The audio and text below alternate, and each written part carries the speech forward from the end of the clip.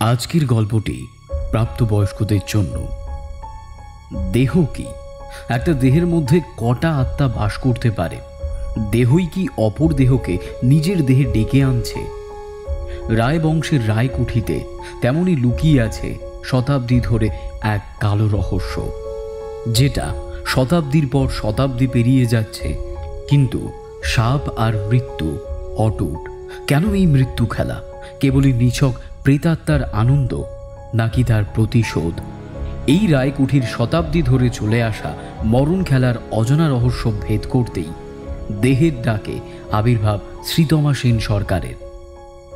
আজ আপনি শুনবেন লেখক শান্তনু দাসের কলমে গোয়েন্দা তথা paranormal investigator doctor Sreetama Sen সরকারের প্রথম গল্প, দেহের ডাক।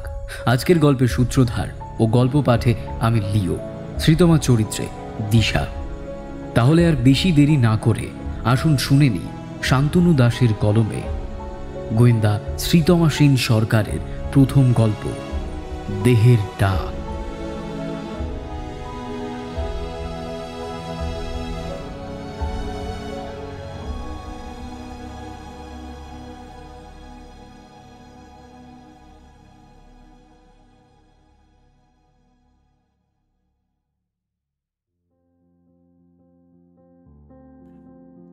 দশই আগস্ট।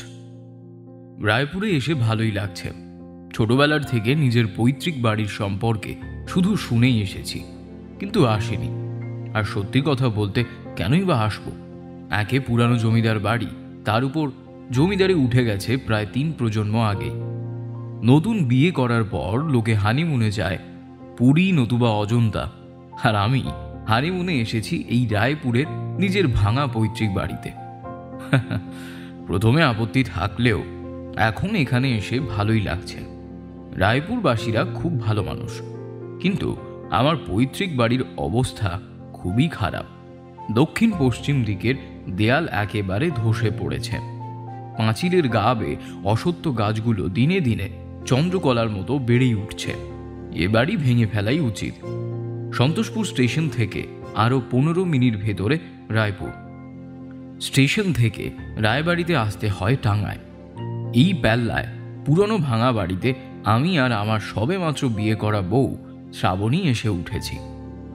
এখানে আসার জোর শ্রাবণী করে। প্রফেশনে আর্কিটেক্ট, তাই পুরনো বাড়ির উপর রিসার্চ করাই শ্রাবণীর কাজ। যেই মুহূর্তে আমার মায়ের কাছে শুনেছে আমাদের এক পুরানো জমিদার বাড়ি আছে, ব্যাস তারপর থেকে তাকে আর ঠেকায় কে? হানিমুনে আসলে সে এখানেই আসবে, অন্য কোথাও না। অগত্যা আগত ইহা। ভেবেও অবাক লাগে, যে শ্রাবণী কোনোদিন রান্না গ্যাস ছাড়া করেনি, সেই শ্রাবণী এখানে বড় উনুনে কাঠ জ্বালিয়ে রান্না করলো। আজ 2 দিন হলো আমরা এখানে এসেছি। রঘু বলে একটি গ্রামের লোকই বাড়ির দেখাশুনো করে, কিন্তু এই বাড়িতে সে রাতে থাকে না। কাজ বাবদ মাসে মাসে মাইনে পাঠিয়ে দিই। সেই বাজার ঘাট কাঠ জোগাড় করে দিয়েছে। রাতে থাকবে কিনা জিজ্ঞেস করায় শ্রাবণী বলে, দরকার নেই।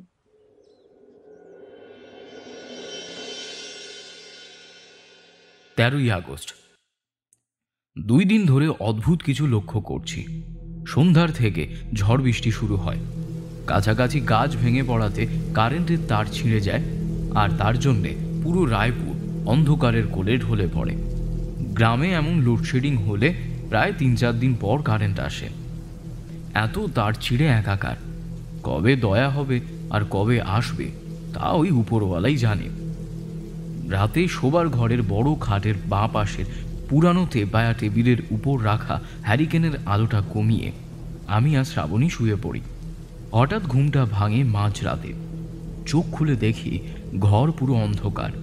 হ্যারিকেন নিভে গেছে। হয় কেরোসিনের শেষ, না হয় জানলা দিয়ে আসা হাওয়াতে নিভেছে। সময় কটা ঠিক বলতে পারবো না। বৃষ্টিটা থামেনি তখনও, কারণ বৃষ্টির ঝমঝমিয়ে শব্দ পুরো রায়বাড়িকে ঘিরে ফেলেছে। টেবিল হাতড়িয়ে দেশলাই জেলে হ্যারিকেনের সলতেটা ধরিয়ে নিয়ে টেবিলের দিকে তাকাতেই দেখি শ্রাবণী নেই। ভাবলাম হয়তো বাথরুমে গেছে। কিন্তু এই ঝড় জলের রাতে হ্যারিকেন না নিয়ে গেল কি করে? টেবিলের উপরই আমার সিগারেটের বাক্স ছিল। তার থেকে একটা সিগারেট বের করে বিছানার দিকে ঘুরে জ্বালাতে গিয়ে চমকে উঠে দেখি শ্রাবণী বিছানায় শুয়ে আছে।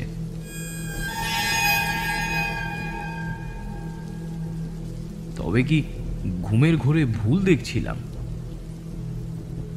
শ্রাবণীর কাছে গিয়ে ওর গায়ে হাত দিয়ে ডাকতে যাব, দেখি ও সারা শরীর তাপে পুড়ে যাচ্ছে। শ্রাবণী, এই শ্রাবণী। দুবার ডেকেও সাড়া পেলাম না। ভাবলাম ক্লান্ত বোধ হয়। আমি ভাবতে ভুল করেছি। সিগারেটটা জ্বালিয়ে সেটা খেয়ে নিয়ে ঘরের মেঝেতে ফেলে ফিল্টারের আগুনটা নিভিয়ে দিয়ে হ্যারিকেনের আলো কমিয়ে বিছানায় শুতে গিয়ে হঠাৎ শ্রাবণীর পায়ের সাথে আমার পা ঠেকে। তার পা দুটো বরফের মতো ঠান্ডা।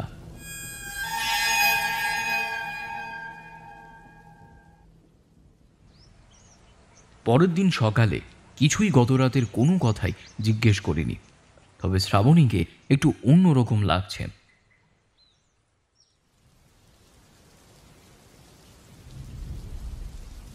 আবার মাঝরাতে ঘুম ভাঙে। লোডশেডিংও আজ। পাশে চোখ ফেরাতেই দেখি শ্রাবণী ঘুমাচ্ছেন। তবে একটা অদ্ভুত বিশ্রী গন্ধ যেন শোবার ঘরকে ছেয়ে ফেলেছে। গরমকালে মাছ মাংস পচে গেলে যেমন হয়, অথবা মরা মানুষের দেহের চামড়া পচার গন্ধ ঠিক সেই রকম। ইঁদুর বা ছুঁচো মরল নাকি এই চিন্তায় হ্যারিকেন হাতে নিয়ে খাটের তলা দেখছি, কিন্তু পরক্ষণে বুঝলাম গন্ধটা আসছে শ্রাবণীর দেহ থেকে। কিছু না বলে বিছানা থেকে উঠে ঘরের লং চেয়ারে গিয়ে বসি। ঘুমটা আসছে হঠাৎ একটা শব্দে। ঘুমটা চলে গেল। শ্রাবণীর অদ্ভুত গোঙানির স্বরে তন্দ্রাটা কাটে। চোখ খুলে দেখি মুখ থেকে ভয়ানক বিদঘুটে শব্দ করতে করতে মুহূর্তের মধ্যে বিছানায় উঠে বসে শ্রাবণী দুলতে থাকে। শ্রাবণী, এই শ্রাবণী। আমি ডাকলাম, কোনো উত্তর নেই। মুখ দিয়ে অদ্ভুত শব্দ বেড়েই চলেছে। হঠাৎ শব্দ থেমে গিয়ে ধপ করে আবার বিছানায় শুয়ে পড়ে শ্রাবণী। বুঝতে পারছি না কি করা উচিত আমার। কাল রাতে জেগে থেকে শ্রাবণীর উপর নজর রাখবো ঠিক করি।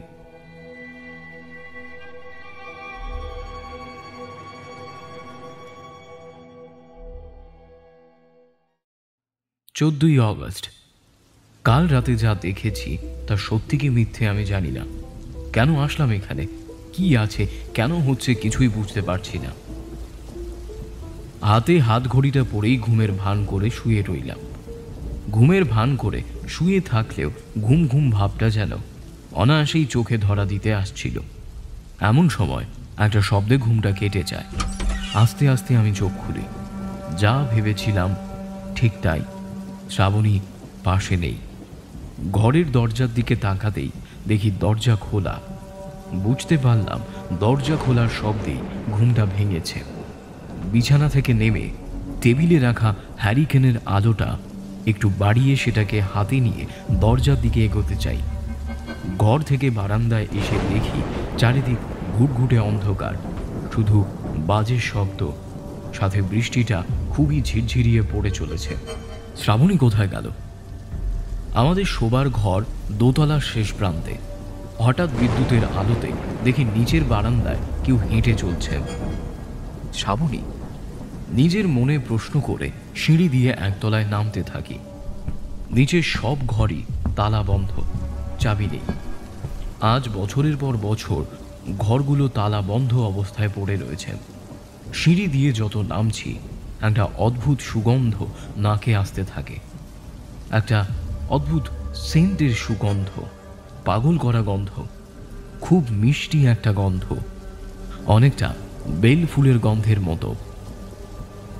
একতলায় এসে দাঁড়ালাম। শ্রাবণীকে আর দেখতে পারছি না।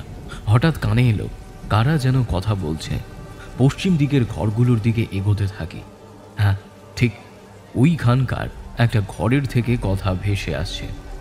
পশ্চিম দিকের শেষ ঘরটা সামনে এসেই দাঁড়াতেই আমি চমকে উঠলাম। শ্রাবণীর গলা। সে বলছে, খুব সুন্দর, কি সুন্দর গন্ধ, তাই না? কার সাথে এত রাতে কথা বলছে শ্রাবণী? হ্যারিকেনের কাছে হাতটা নিয়ে ঘড়িতে সময় দেখি রাত 2:30 বাজে। দরজা খুলে ভিতরে ঢুকতে যাব, কিন্তু বাইরে থেকেই তালা দেওয়া, অসম্ভব। ভেতর থেকে কথা আসছে, তাহলে কি করে ভিতরে ঢুকলো? দরজায় কান পেতে শুনি দুইজনের হাসির ক্ষীণ শব্দ, একটা শ্রাবণীর আর অন্য একটা পুরুষের গলা। ভালো গন্ধটা ধীরে ধীরে বিকট তীব্র গন্ধতে পরিবর্তিত হতে লাগলো, সেই পচে যাওয়া মাংসের মতো। বারবার দরজা ঠেলে খোলার চেষ্টা করি, কিন্তু পারি না। ভিতরে দুই কণ্ঠস্বর একে অপরকে যেন ভালোবাসায় ছুঁয়ে চলেছে। হঠাৎ দমকা হাওয়ায় হাতের হ্যারিকেনটা নিভে যায়। পুরো একতলা আবার অন্ধকার, সাথে পচা গন্ধটা যেন বেড়েই চলেছে। দরজা খুলতে না পেরে ধীরে ধীরে দরজার চৌকাঠে বসে পড়ি। হঠাৎ ঘুমটা কি করে চোখে এলো ঠিক বুঝতে পারলাম না।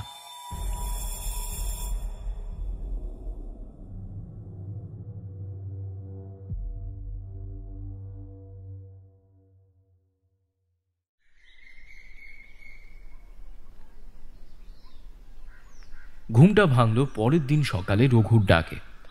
দরমড়িয়ে উঠে দোতলায় দৌড়ে নিজের ঘরে গিয়ে দেখে শ্রাবণী জানলা ধরে দাঁড়িয়ে বাইরের আকাশ দেখছেন। আমি সময় না নিয়ে শ্রাবণীর কাছে এগিয়ে গিয়ে আমার দিকে ঘুরিয়ে রেগে জিজ্ঞেস করি, কাল রাতে তুমি কোথায় গিয়েছিলে? কে ছিল তোমার সাথে?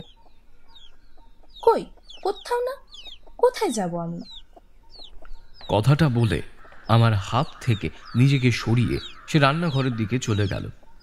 শ্রাবণীর চোখের তলায় কালি, যেন কয়েক বছর সে ঘুমায়নি। এই 2-3 দিনে গলায় কণ্ঠা বেরিয়ে গেছে। আমিও ধীরে ধীরে রান্নাঘরের দিকে গিয়ে দেখি শ্রাবণী উনুন ধরানোর চেষ্টা করছেন। দেরি না করেই বলে দিলাম, আমি আর সে কাল সকালেই এখান থেকে চলে যাব।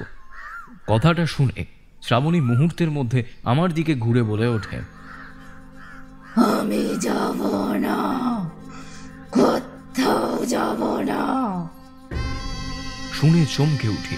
শ্রাবণীর কথাটা বললেও গলার স্বরটা অন্য কারোর, ভয়ানক এক পুরুষের গলার স্বর।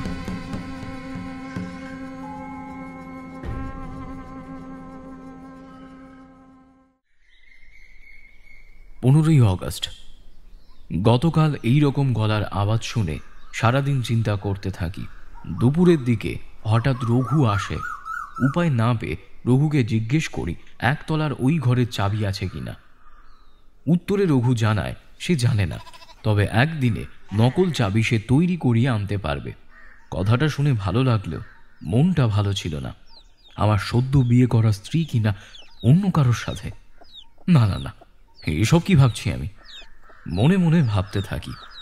এমন সময় রঘু জিজ্ঞেস করে আমার কিছু হয়েছে কিনা। কি করে বলি ওকে? মাথা নাড়িয়ে কেবল না করে দিই। রঘুকে টাকা দিয়ে জানাই আজ সন্ধ্যের মধ্যে ওই ঘরের চাবি আর একটা ছোট্ট টর্চ যেন আমার হাতে চলে আসে। কথা মতো রাত্রি 8টার সময় রঘু এসে চাবি আর টর্চ দিয়ে চলে যায়। শ্রাবণী এখানে আসার পর থেকে কথা বলে না বললেই চলে। একতলায় গিয়ে পশ্চিম প্রান্তের শেষ ঘরের মরচে পড়া তালাটা কোনো রকমে খুলি। টর্চ জেলে ঘরের আলো ফেলতেই দেখি ঘরের মাঝে এক বড় হাতির দাঁতের পালঙ্ক, চারিদিকে ঝুলে ভর্তি। মেঝেতে ধুলোর আস্তরণ একেবারে মেঝেটাকে ঢেকে দিয়েছেন। এই ঘরে কাল শ্রাবণী এসেছিল। আপন মনে চিন্তা করে চলি। ঘরের খড়িকাঠ থেকে ঝুলছে বড় একটা ভাঙা মোমবাতিওয়ালা ঝাড়বাতি। বাহারি আসবাবপত্রে ধুলো জমে একাকার। বুঝতে পারলাম এ ঘর কোনো এক সময় আমারই কোনো পিতৃপুরুষ ব্যবহার করতেন। টানা পাখাটা ছিঁড়ে ঘরের মেঝেতে পড়ে রয়েছে। টর্চ ঘুরিয়ে ঘরটাকে দেখতে দেখতে হঠাৎ চোখে পড়ে দেয়ালে টাঙানো একটা বাঁকা ছবির উপর। এগিয়ে গিয়ে দেখি জমিদার বেশে এক সুপুরুষ আরাম কেদারায় বসা, মেদহীন চেহারা, চোখে মুখে বিচক্ষণের ছাপ, মুখের আদল অনেকটা আমার ঠাকুরদার মতো। মা বলে আমার মুখটাও নাকি পুরো ঠাকুরদারই মতো। ছবিতে থাকা সুপুরুষ ব্যক্তিটি এই ঘরের কর্তা, ওরফে আমার পূর্বপুরুষ। ঘর থেকে বেরিয়ে তালাতে চাবি না দিয়ে কেবল দরজাটা ভেজিয়ে তালা আর চাবিটা সঙ্গে করে নিয়ে আসি। রাত 2টো, ঘুম ভাঙল। যথারীতি কারেন্ট নেই। বালিশের পাশেই ছিল টর্চ, সেটাকে জেলে দেখি শ্রাবণী নেই। মুহূর্তের মধ্যে বিছানা ছেড়ে সিঁড়ি দিয়ে একতলায় নেমে আসি। সেই বেলফুলের গন্ধ একতলাটাকে মাতিয়ে রেখেছেন। ধীরে ধীরে একতলার সেই ঘরটার কাছে এসে কিছুক্ষণ দাঁড়িয়ে দরজা খুলে ভেতরে ঢুকে পালঙ্কের উপরে আলো ফেলতেই ভয় শ্রাবণী চিৎকার করে উঠি। ঘরটি পুরো পরিপাটি করে সাজানো, পরিষ্কার মেঝে, পালঙ্কের সুন্দর বাহারি সুতোয় কাজ করা চাদর, টানা পাখার হাওয়া, পুরো পালঙ্কে তাজা বেল ফুল ছড়ানো, আর তার উপরে শ্রাবণী জড়িয়ে শুয়ে আছে একটা পচা দুর্গন্ধ গলে যাওয়া মৃত আধ কঙ্কাল দেহের সঙ্গে। আমার গায়ের রক্ত ঠান্ডা হয়ে আসছে। আমার ডাক শুনে বিছানা থেকে উঠে আমার দিকে তাকাতেই আমি 2 পা পিছিয়ে যাই। শ্রাবণীর চোখের মণি লাল, চুলগুলো এলোমেলো, সেগুলো উঠছে। হঠাৎ হাতের টর্চ যায় নিভে, আর 10 সেকেন্ড পর আবার আপনা থেকেই টর্চ জ্বলে উঠল। ঘরে শুধু আমি একা। সেই বেলফুলের গন্ধ আর নেই। টানা পাখার নিচে পড়ে রয়েছে আধ কঙ্কাল মৃতদেহটাও নেই। চারিদিক ঝুলে ভর্তি আছে কেবল ওই মৃতদেহটার দুর্গন্ধ। নিজেকে কোনো রকমে সামলে দোতলার ঘরে দৌড়ে ঢুকে দেখতে পাই শ্রাবণী বিছানায় শুয়ে রয়েছেন। কাছে এগিয়ে কপাল ছুঁয়ে দেখি গা আগুনের মতো গরম, পায়ে হাত দিই, বরফের মতো ঠান্ডা, আর গায়ে সেই পচা দুর্গন্ধ। কেবল ভাবতে থাকি, কেন আসলাম এখানে? কি আছে এই রায়বাড়িতে? কোন অজানা অভিশাপ বা ইতিহাস লুকিয়ে আছে আমার পরিবারে ওই ঘরটাতে? এর জন্যে কি আজ থেকে কয়েক প্রজন্ম আগে আমার পরিবার এই বাড়ি ছেড়ে চলে গেছে? মনে শুধুই প্রশ্ন, কিন্তু কোনো উত্তর নেই। সেই রাতে ঘুম নেই বললেই চলে। 2টো চোখের পাতা যখনই এক করতে যাচ্ছি, তখনই চোখের সামনে পশ্চিমের ঘরের ওই ভয়াবহ ছবি ভেসে উঠছে। ঘরের লং চেয়ারে বসে কেবল তাকিয়েছিলাম শ্রাবণীর উপর। আস্তে আস্তে কাকের ডাক শুনতে পেলাম। বুঝতে পারলাম ভোর হওয়ার মুখে। কোনো রকমে রাতটা কাটিয়ে উঠলাম। আজ সকালে শ্রাবণীর ডাকেই ঘুমটা ভাঙল। আমার দিকে অবাকভাবে তাকিয়ে আছেন। চোখ যেন এই কদিনের মধ্যে আরও কোটরে ঢুকে গেছে। গতকালের কোনো ঘটনাই ওকে আর জিজ্ঞেস করলাম না, কারণ আমি জানি জিজ্ঞেস করে কোনো উত্তরই পাবো না। সকাল 10টা নাগাদ রঘু বাজার নিয়ে এলো। রঘুকে নিয়ে আমি বাড়ি থেকে বেরিয়ে গ্রামের বটতলায় গিয়ে বসি। পাশ দিয়ে বয়ে চলেছে বিশাল চওড়া মাধুকরী দিঘি। প্রথমবার কেউ দেখলে নদী বলে ভুল করবে। মায়ের কাছে শুনেছিলাম এই দিঘির উপর দিয়ে চাঁদ সওদাগরের মধুকর ডিঙা যাতায়াত করত বলেই দিঘির নাম মাধুকরী।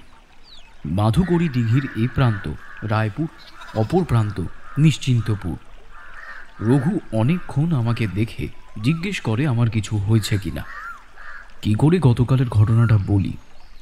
বিশ্বাস তো করবে না কেউ, কিন্তু পরক্ষণেই ভাবি কাউকে তো জানিয়ে একটু হালকা হই। কোনো কিছু আর চিন্তা না করে আমি রঘুকে সব জানাই। ভেবেছিলাম আমার কথাগুলো শুনে রঘু হয়তো হাসবে, কিন্তু যতই বলতে থাকি ততই রঘুর মুখ গম্ভীর হতে থাকে। সব কিছু বলে রঘুকেই প্রশ্নটা করলাম যে এই ঘটনা আগে কারোর সাথে ঘটেছে কিনা। প্রশ্নটা শুনে রঘু উত্তরে বলে, আগে দাদাবাবু, আপনাদের বংশ কোনো কিছু আছে কিনা তা কোনোদিন শুনি, বা আপনাদের জমিদার বাড়ি পুতুরে বাড়ি বলেও গ্রামে কেউ বলা বলি করে। তবে অনেক দিন কেউ আসে না এদিকে। গা ছমছম ব্যাপার তো আছে, কিন্তু রঘু থেমে গিয়ে দিঘির পিত্তি রঙের জলের দিকে তাকিয়ে থাকে। কিছু একটা সে যে জানে, কিন্তু আমায় জানাচ্ছে না। আমি রঘুকে কড়া নজরে গলা গম্ভীর করে জিজ্ঞেস করায় সে বলে, আপনাদের বংশে কিছু একটা ঘটনা ঘটেছিল, কিন্তু কি ঘটনা কবে হয়েছিল আমি তা জানি না। এখন মোড়ল মশাইয়ের মুখে শুনেছিলাম। অন্ধকারের মধ্যে একটা ছোট্ট আলোর বিন্দু দেখতে পাওয়া মাত্রই আমি সেদিকে ছুটতে থাকলাম। রঘুকে সাথে নিয়ে রায়পুরের মোড়ল শ্রীধর দাসের বাড়ি গিয়ে জানতে পারি তিনি 2 দিনের জন্য শহরে গিয়েছেন।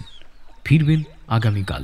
উপায় না পেয়ে রঘুকে বাড়ি যেতে বলি আর আমি ফিরে আসি আমার মুছে যাওয়া জমিদার বাড়িতে। শোবার ঘরে ঢুকে দেখি শ্রাবণী জানলার শিক ধরে দাঁড়িয়ে বাইরের বড় অসত্য গাছটাকে দেখে যাচ্ছে। কি দেখছো? জিজ্ঞেস করায় শ্রাবণী আমার দিকে ঘুরে বলে ওঠে, বারবার আমায় বিরক্ত করো কেন কেন? চমকে উঠি। আবার সেই ভয়ানক গলার স্বর। শেষের কেন শব্দটা চিৎকার দিয়ে যেন বলে ওঠে। চোখ পুরো লাল, সাদা অংশ বলে কিছুই নেই। আমি ধীরে ধীরে পা পিছিয়ে ঘর থেকে দৌড়ে বেরিয়ে বারান্দায় গিয়ে দাঁড়িয়ে থাকি।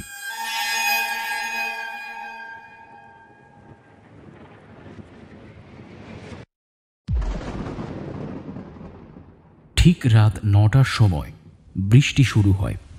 সকাল থেকে কোনো খাওয়া দাওয়া নেই, সেটা রঘু জানত। তাই সন্ধ্যা 7টা নাগাদ এসে সে নিজের বাড়িতে তৈরি খাবার দিয়ে যায়, কিন্তু সেই খাবার টেবিলেই পড়ে থাকে। ইচ্ছে নেই খেতে।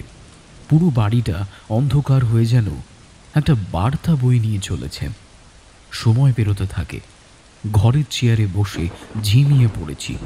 হঠাৎ সেই বেলি ফুলের গন্ধ নাকে আসতেই ঘুমটা আমার কাটে। টেবিলের উপর থেকে টর্চ লাইটটা নিয়ে সেটা জেলে বিছানায় ফেলে দেখি শ্রাবণী চোখ খুলে আমার দিকে তাকিয়ে। চোখের মণি একেবারে স্থির, পলক পড়ছে না। এবার সত্যিই আমার ভয় লাগছে। হঠাৎ শ্রাবণী অদ্ভুত স্বরে গোঙাতে শুরু করে, নিঃশ্বাস জোরে জোরে নিতে থাকে। আমি ভয়ে, শ্রাবণী, এই শ্রাবণী বলে ডাক দিতেই ও বিছানার উপর সোজা হয়ে বসে। আমার রক্ত ঠান্ডা হয়ে আসে। এ কি রূপ! না, এ হতে পারে না। পুরো শরীরটা উল্টো দিকে করে বসে, কেবল মাথাটুকু আমার দিকে ঘোরানো। আবার সেই বিকট গোঙানির স্বর। ধীরে ধীরে বিছানা থেকে নেমে শ্রাবণী ঘর থেকে বেরিয়ে যায়। আমি পিছন পিছন যেতে থাকি। বেল ফুলের গন্ধ বাড়তে থাকে। কিন্তু আজ অবাক হয়ে গেলাম। শ্রাবণী সিঁড়ি দিয়ে নেমে একতলার পশ্চিমের ঘরের দিকে না গিয়ে পিছনের দরজার দিকে এগিয়ে যায়। পিছনের ফটকের দরজা খুলে সে এগিয়ে চলেছে বাড়ির বাগানের দিকে। আমি ফটকের কাছে যেতেই সেই দরজা মুহূর্তের মধ্যে বন্ধ হয়ে যায়। মনে হয় বাইরে থেকে সেই দরজা কেউ আটকে রেখেছে। আমি দৌড়ে শোবার ঘরে ঢুকে ঘরের জানলার কাছে এসে টর্চ ফেলি, কিন্তু টর্চের আলোর জোর তেমন না থাকায় কিছুই দেখতে পাই না। মুহূর্তের মধ্যে বিদ্যুৎ নিয়ে একটি বাজের শব্দ পড়তেই আমি জানলা থেকে দুপা ছিটকে যাই। সেই সামান্য বিদ্যুতের আলোয় স্পষ্ট দেখি অসত্য গাছের এক মোটা ডালের থেকে ঝুলছে একটা লাশ।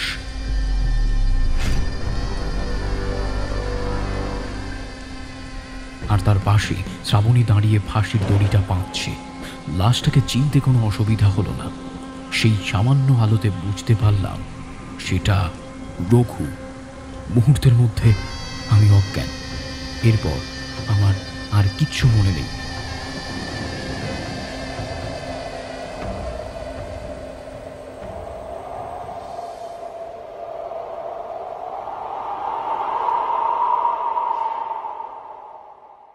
সকাল থেকে লোকজনের ভিড় জমিদার বাগানে।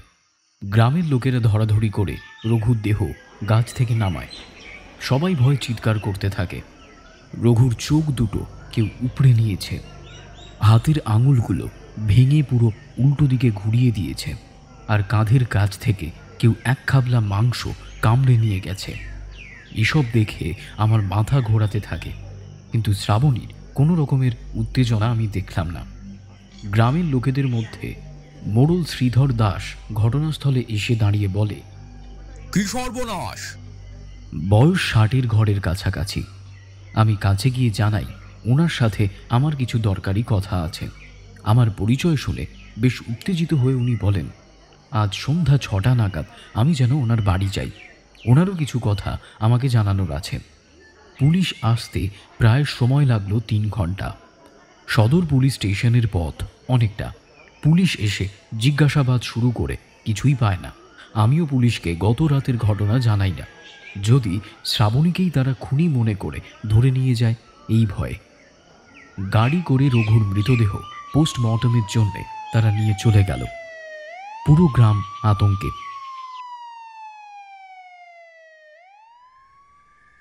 আমি সন্ধ্যা 7টার সময় মোড়ল শ্রীধর দাসের বাড়ি পৌঁছে যাই।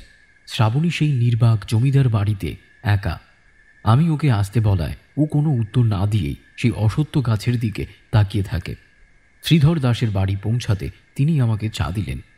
2 দিন 2 রাত খাওয়া নেই তেমন, তাই চা খেতে খেতে পুরো ঘটনাটা আমি শ্রীধর দাসকে জানাই।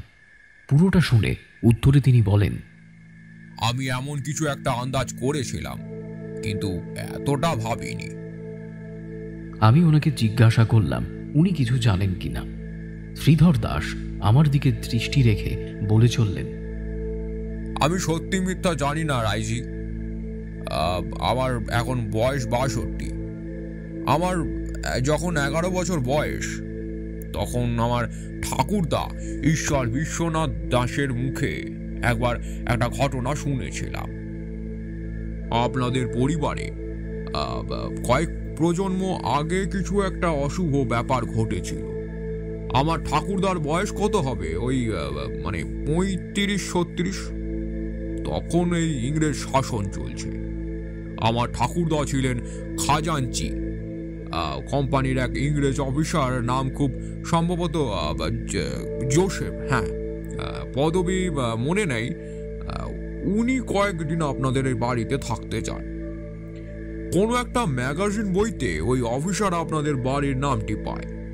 একটি ঘটনার উল্লেখ ছিল নাকি। তিনি আমার ঠাকুরদার কাছে এসে এইটুকুই বলে। আমার ঠাকুরদা বারবার জিজ্ঞেস করে ঘটনাটা কি। উনি নাকি উত্তরে বলেছিলেন আগে উনি সত্যতা যাচাই করবেন, তারপর সবাইকে ঘটনাটা বলবেন। 12টা দিন ওই ইংরেজ অফিসার আপনাদের ওই বাড়িতে ছিল। এইটুকু বলে শ্রীধর দাস থামলেন। আমি তখন চায়ের কাপটা নিয়ে বসে আছি।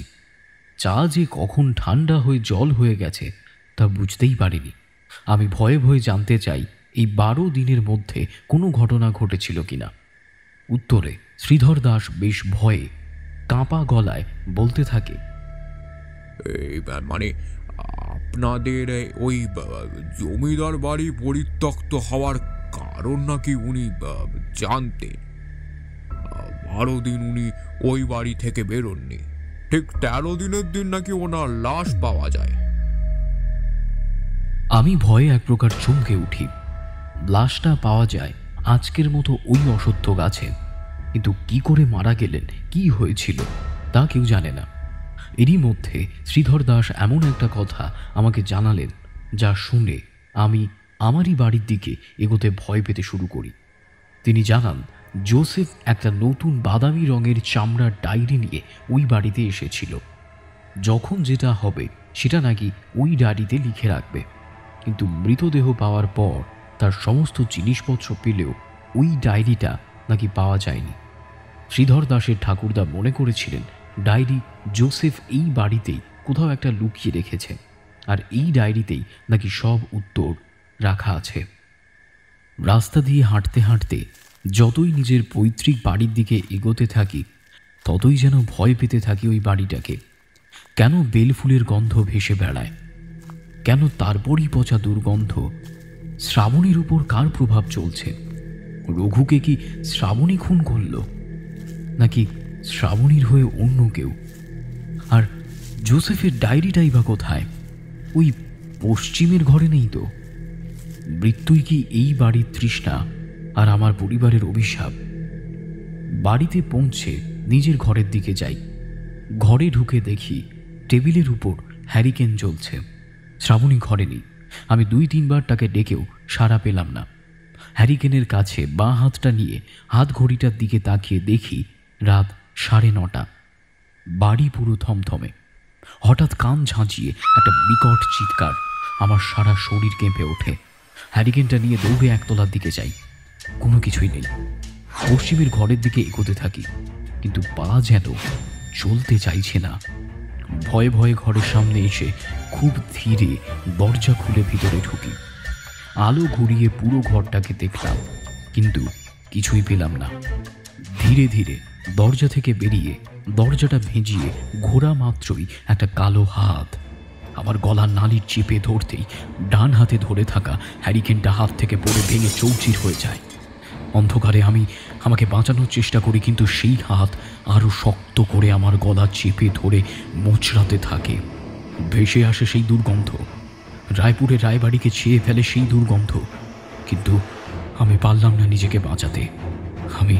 আমি পারলাম না। সেই কালো পচা হাতটা টানতে টানতে অসত্য গাছের সামনে নিয়ে গিয়ে জ্যান্ত আমাকে ঝুলিয়ে দেয়। পাগুলো মাটি থেকে উঠতেই আমার দেহ ধরফর করে ওঠে। আমার চোখের মণি ঠিকরে বেরিয়ে আসছে, জিভ গলা দিয়ে বেরিয়ে আসছে। ধীরে ধীরে আমার শরীর ঠান্ডা হয়ে যায়, আর আমি মারা যাই।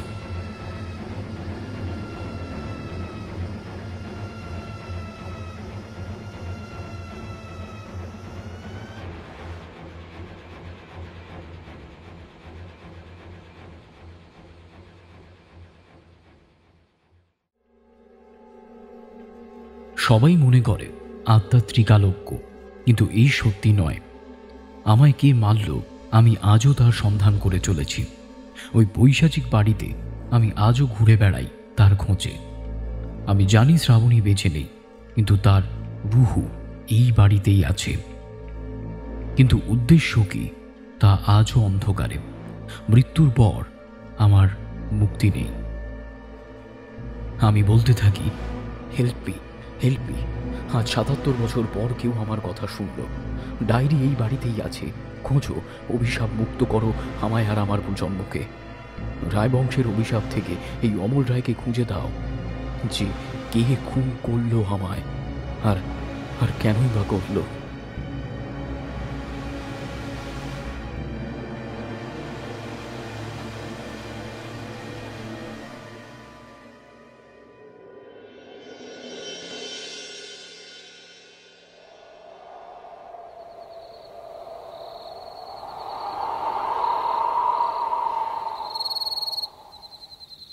দরজা ভেদ করে মুহূর্তের মধ্যে একটা ঠান্ডা বায়ু বেরিয়ে যেতেই শ্রীতমা কলম ছেড়ে টেবিলের উপর ধপ করে শুয়ে পড়ে। টেবিলের চারিদিকে ঘিরে রয়েছে 4 বন্ধু, বিশাল, কুমার, মৌলি আর শ্রবণা। ঘরে টেবিলের উপর হ্যারিকেনটা জ্বলে উঠল আপনা আপনি। 4 জন চুপ করে বসে হ্যারিকেনের আলোর দিকে তাকিয়ে। প্রায় মিনিট 15 পর টেবিলের থেকে মাথা তুলে বসল বছর 25-এর ডক্টর শ্রীতমা সেন সরকার। মলমে নয়, কলমে ডক্টর। আপনি ঠিক আছেন তো? শ্রবণা ভয়ে ভয়ে জিজ্ঞেস করে। চেয়ারের পাশে রাখা নিজের ব্যাগ থেকে জলের বোতল বের করে। তার থেকে কিছুটা জল ঢক ঢক করে খেয়ে নিয়ে বোতলটা ব্যাগের ভিতরে ঢুকিয়ে শ্রীতমা উত্তরে বলে, অমল রায় সব কিছুই লিখে দিয়ে গেছে। কাজ এবার আমাদের। আমি আগেও তোমাদের বলেছিলাম খারাপ আত্মার সাথে ভালো আত্মা থাকবেই। এই বাড়িতে সার্ভে করতে এসে কি হয়েছিল তোমাদের সাথে, সত্যি করে বলো তো আমায়। বিশাল প্যাকেট থেকে সিগারেটের বাক্স বের করে সেটার থেকে একটা সিগারেট ধরিয়ে বড় ধোঁয়া ছেড়ে নিজের ল্যাপটপের ব্যাগ থেকে একটা বিদেশি ম্যাগাজিন বের করে শ্রীতমার হাতে দেয়। ম্যাগাজিনটার নাম দ্য ডেথ মিস্ট্রি। ম্যাগাজিনটা প্রকাশিত হয়েছিল 1845 সালে। ম্যাগাজিনটির একটি পাতার ভেতরে একটা হলুদ রঙের পেজ মার্ক করা থাকায় শ্রীতমা সেই পাতাটি খুলে Roy house history, author by SM। নামটা দেখে বিশালের দিকে তাকায়। শ্রবণা বলে, ন্যাশনাল লাইব্রেরি থেকে এই ম্যাগাজিনটা আমি পাই, তখনই এই জমিদার রায়বাড়ির নামটা আমি পড়ি। স্টোরিটা পড়ে এক অদ্ভুত টান তৈরি হয় এখানে আসার জন্য, আর তার জন্যই আমি বিশাল, মৌলি আর কুমারকে এই ম্যাগাজিনটা পড়াই। মৌলি নিজের নখগুলো দাঁতে আলতো করে কামড়াতে কামড়াতে বলে ওঠে, আমরা ঠিক করি এই বাড়িতে যদি সত্যিই কোনো অজানা রহস্য থাকে তবে তা উদ্ধার করব। আজ 4 দিন হলো আমরা এই বাড়িতে এসেছি। গ্রামের লোকজনের কাছে এই বাড়ি আজ ভুতুড়ে। প্রথমে সবাই বারণ করে, কিন্তু আমরা আমাদের জায়গা থেকে নড়িনি। কথাটা শুনে বিশাল বেশ কয়েকটা ধোঁয়া ছেড়ে বলে, প্রথম দিন রাতে ঠিক 2টোর সময় এক অদ্ভুত সুন্দর গন্ধ আমরা পাই। মনে হলো বেলফুল। তারপরে আবার পচা একটা গন্ধ। শ্রবণা ওই সময় ঘরে নেই। আমরা এই একই ঘরে 4 জন ছিলাম। হঠাৎ একতলার দিক থেকে একটা নুপুরের শব্দ ভেসে আসতেই মনে পড়ে গেল শ্রবণা পায়ে নুপুর পড়ে। টর্চ নিয়ে আমরা তিনজনই একতলায় যেতে দেখি শ্রবণা একতলার পশ্চিম দিকে ঘরে যাচ্ছে। আমরা দৌড়ে গিয়ে ওকে ধরি। দেহে পচা এক গন্ধ, চোখের মনির রং লাল আর স্থির। ওকে ঘরে নিয়ে এসে মাথায় জল ঢালা মাত্রই শ্রবণা আবার স্বাভাবিক হয়। আমার কি হয়েছিল তা মনে নেই, তবে অদ্ভুত একটা ডাক আমার কানে এসেছিল। শ্রবণা আতঙ্ক মিশানো গলায় শ্রীতমাকে বলে ওঠে। কথাটা শুনে শ্রীতমার সামান্য কপালে ভাঁজ কাটে। কি রকম ডাক? জিজ্ঞাসা করতেই শ্রবণা এক দৃষ্টে হ্যারিকেনের আলোর দিকে তাকিয়ে উত্তরে বলে, শ্রাবণ, এইরকম কিছু একটা, খুব খ্যাস খ্যাসে স্বর, আমার সঠিক মনে পড়ছে না। কুমার অনেকক্ষণ চুপ করে বসে থেকে এবার বলে ওঠে, পরের দিন গ্রামের লোকেদের মুখে শুনি ওই পরিবারের শেষ বংশধর অমল রায় তার বউকে নিয়ে এই পৈতৃক বাড়িতে ঘুরতে আসে আর সেখানেই মারা যায়। কিন্তু বউকে খুঁজে পাওয়া যায়নি। সে বেঁচে আছে কিনা তাও কেউ জানে না, তাই গ্রামের লোকেরা ধরে নিয়েছে সে মৃতা। অমল রায়ের মৃতদেহ বাগানের অসত্য গাছে পাওয়া গেছে, তাই আর উপায় না পেয়ে আমরা আপনাকে ডেকে এনেছি এখানে। আমাদের মনে হচ্ছিল সত্যিই একটা কোনো অদ্ভুত শক্তি এই বাড়িতে আছে। সমস্ত ব্যাপারটা শুনে শ্রীতমা কিছুক্ষণ চুপ করে থেকে বলে ওঠে, আমি এই বাড়িতে পা দেওয়া মাত্রই বুঝতে পারি কিছু একটা সমস্যা এখানে আছে, কিন্তু সমস্যা একটা নয়। তাহলে? সবাই কৌতূহলী হয়ে জিজ্ঞেস করে। আমার মন বলছে অন্তত 4টে। আমার মনে হয় প্রথম দিন যে রু শ্রবণাকে টেনেছিল তার সাথে অমল রায়ের আত্মাই শ্রবণাকে বাঁচাবার চেষ্টা করছিল, তাই শ্রবণাকে ঘরে তোমরা আনতে পেরেছিলে, নইলে শ্রবণা এখনো ওই আত্মার বশেই থাকতো। কুমার জিজ্ঞেস করে, তাহলে এবার আমাদের কি করা উচিত? শ্রীতমা চেয়ার থেকে উঠে ঘরের জানলাটার কাছে গিয়ে অসত্য গাছটার দিকে তাকিয়ে গম্ভীর গলায় বলে, প্রশ্ন অনেকগুলো। এই ম্যাগাজিনটা পড়েই কি ওই ইংরেজ অফিসার জোসেফ এই বাড়িতে আসে? কথাটা বলেই মুহূর্তের মধ্যেই জানলার থেকে পিছন ফিরে শ্রবণার দিকে তাকায় শ্রীতমা। জিজ্ঞেস করে, আচ্ছা শ্রবণা, তুমি এই বাড়িতে আসার জন্য ব্যাকুল হয়েছিলে ম্যাগাজিনটা পড়েই? হ্যাঁ ডক্টর। এমন কোন বিষয়টা পড়ে তুমি ডিসিশনটা নিলে? শ্রবণা বেশ কিছুটা ভেবে নিয়ে বলে চলে, ডক্টর, ওখানে একটি ঘটনা আছে যে রায়বংশের জমিদাররা প্রথম থেকেই জমিদার ছিল না, এরা ছিল ডাকাত। ডাকাতি করে জমিদারি লাভ করেন। খুব সম্ভবত সালটা ওই 1749, মানে তখনও ইংরেজ শাসন ভারতে আসেনি। বাদশাহ ছিলেন দ্বিতীয় বাহাদুর শাহ। ওই সময় এই বংশ জমিদার হয়ে বাদশার সাথে ভালোই লেনদেন করছিল। এর কয়েক বছরের মধ্যে ইস্ট ইন্ডিয়া এলো। তাদের সঙ্গেও বুদ্ধি করে এই বংশ নিজেদের জমিদারি বজায় রাখল। জমিদার হবার পর এই বংশের তৃতীয় বংশধর, নাম জমিদার অমরেন্দ্র নারায়ণ রায়ের সময় একটা ঘটনা ঘটে, যার প্রভাব জমিদারিতে এসে পড়ে। এরপর অমরেন্দ্র নারায়ণের নাতি অম্বিকায়ন রায় যখন জমিদার হয়, কিন্তু কিছুদিনের মধ্যেই তার মৃত্যু হয়। তার স্ত্রীকেও খুঁজে পাওয়া যায় না। এরপর অম্বিকায়নের নাতি অমরনাথ রায় জমিদার হলে তার স্ত্রী শ্রবণীলার উপর নাকি প্রেতের প্রভাব পড়ে উনি মারা যান। তারপরই নাকি অমরনাথ রায় এই বাড়ি ছেড়ে চলে গিয়ে কলকাতায় নিজস্ব বাড়ি তৈরি করে থাকতে শুরু করে। তার মুখ থেকেই এই গল্প শুনে এসএম এই গল্পটা লেখেন। অথচ এসএম তার লেখায় বলেছেন এই ঘটনা বলার 3 দিনের মাথায় ছাদ থেকে পড়ে অমরনাথ মারা যায়। আর হঠাৎ শ্রীতমা ঠোঁটে আঙুল দিয়ে চুপ করতে বলে। সবাই থেমে যায়। শ্রীতমার নজর ঘরের দরজার দিকে। বাকি 4 জন ধীরে ধীরে মাথা ঘুরিয়ে দরজার দিকে তাকায়, কিন্তু কেউ নেই। তারা দরজার দিক থেকে চোখ ফেরাতেই দেখে তার চোখের পলকও পর্যন্ত পড়ছে না। ধীরে ধীরে শ্রীতমা শ্রবণার কাছে গিয়ে তার হাতটা ধরে হ্যাঁচকা টান দিয়ে নিজের পিছনে নিয়ে চলে আসে। টেবিলের উপরে রাখা নিজের ব্যাগের ভেতর থেকে একটা সিঁদুর মাখানো পাতিলেবু বের করে। দরজার দিকে ছুঁড়তেই একটা বিকট চিৎকার হয়। একটা কালো ছায়া মুহূর্তের মধ্যে ঘর থেকে বেরিয়ে যায়। এ কি ছিল ডক্টর? শ্রবণা ভয়ে ভয়ে জিজ্ঞেস করতেই শ্রীতমা সামান্য গম্ভীর হয়ে বলে, আত্মা শ্রবণার ওপর প্রভাব বিস্তার করতে এসেছিল। কুমার শ্রবণার কাছে গিয়ে জিজ্ঞেস করে ওঠে। শ্রীতমা চেয়ার ছেড়ে বসে অমল রায় যে কথাগুলো তার হাত দিয়ে কাগজে লিখে গেছে সেটার দিকে তাকিয়ে কিছুক্ষণ পড়ে নিয়ে বলে, তবে কি এইটাই যেটা আমি ভাবছি? বলেই SM এর ম্যাগাজিনটা হাতে তুলে আদেশে সুরে বলে ওঠে, সবাই চেয়ারে এসে বসো। কথাটা শুনে বিশাল, কুমার, মৌলি আর শ্রবণা চেয়ারে এসে বসে। শ্রীতমা ব্যাগ থেকে একটা নতুন সাদা কাগজ বের করে, ব্যাগটা চেয়ারের কাছে নামিয়ে ডান হাতে পেন ধরে বলে, আমি এই SM এর আত্মাকে ডাকতে চলেছি। যদি এই লেখকের এই শতাব্দীতে পুনর্জন্ম হয়ে যায়, আমি একে ডেকে পাবো না, কারণ প্রতি শতাব্দীতে একবার করে আত্মার পুনর্জন্ম হয়। দেখা যাক, এই হয়তো কিছু বলতে পারে। কথাটা বলে নিজের চোখ দুটো শ্রীতমা বন্ধ করে সম্মোহিত হতে থাকে। সময় বয়ে চলে 10 মিনিট, 15 মিনিট, 20 মিনিট, কোনো উত্তর নেই। হঠাৎ শ্রীতমা নিজের চোখ খুলে বলে, না, নেই, তার মানে জন্ম নিয়েছে। তাহলে এখন কি হবে? বিশাল জিজ্ঞাসা করে ওঠে। আর একটা উপায় আছে, জোসেফ, কিন্তু সারনেমটা কি হতে পারে সেটা না জানলে অন্য এই নামের দ্বিতীয় আত্মা আসলে সর্বনাশ হতে পারে। আপনি কি তাহলে? মৌলি কাঁপা স্বরে জিজ্ঞেস করে। হ্যাঁ মৌলি, আমি জোসেফকেই ডাকবো। এর পুনর্জন্ম ঘটলে আসবে না, কিন্তু অন্য কেউ আসলে আমাদের 5 জনের মৃত্যু নিশ্চিত। কেউ বাঁচতে পারবে না।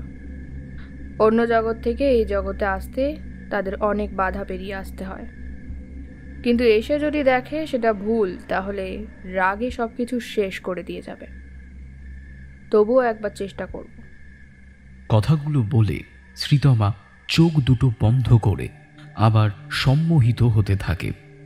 সময় বইছে, বাইরের আকাশে মেঘ জমে থম হয়ে আছে। মিনিট 13 মাথায় এক ঠান্ডা হাওয়া ঘরের ভিতরে চলে। শ্রীতমা চোখ বন্ধ অবস্থায় বাঁ হাতের বদলে ডান হাতে কলমটা তুলে নেয়, কারণ ডান হাতে সে লিখতে পারে না।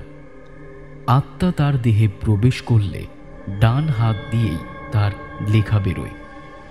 হঠাৎ ঘরের হ্যারিকেনটা নিভে যায় আর ঘরেতে ঠান্ডা ভাব বাড়তে থাকে। বিশাল, মৌলি, কুমার আর শ্রবণা বুঝতে পারল ঘরে আত্মার প্রবেশ ঘটে গেছে। কিন্তু এই কোন আত্মা, ভালো নাকি মন্দ? ঘরের মধ্যে এক অদ্ভুত শব্দ, চারিদিকে কালো ছায়া যেন নেমে এসে পুরো ঘরটাকে গ্রাস করেছে। বিশাল, মৌলি, কুমার আর শ্রবণা লক্ষ্য করল শ্রীতমা তার চোখের পাতাগুলো খুলে উপরের দিকে তাকিয়ে, আর চোখের মধ্যে কোনো সাদা অংশ নেই, পুরোটাই উজ্জ্বল লাল রং।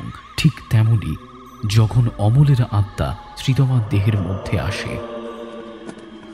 খচখচ পাতার শব্দ।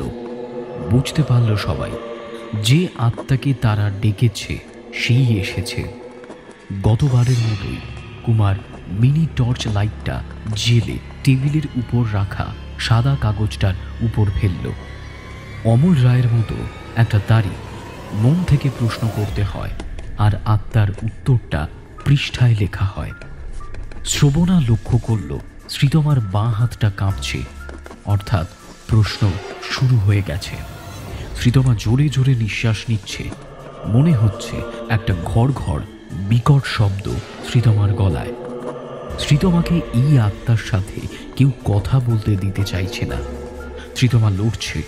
হঠাৎ ঘরের 4 জনকে চমকে দিয়ে এক খড়খড়ে কর্কশ পুরুষ কণ্ঠস্বরে শ্রীতমা বলে ওঠে, Yes, yes, I can.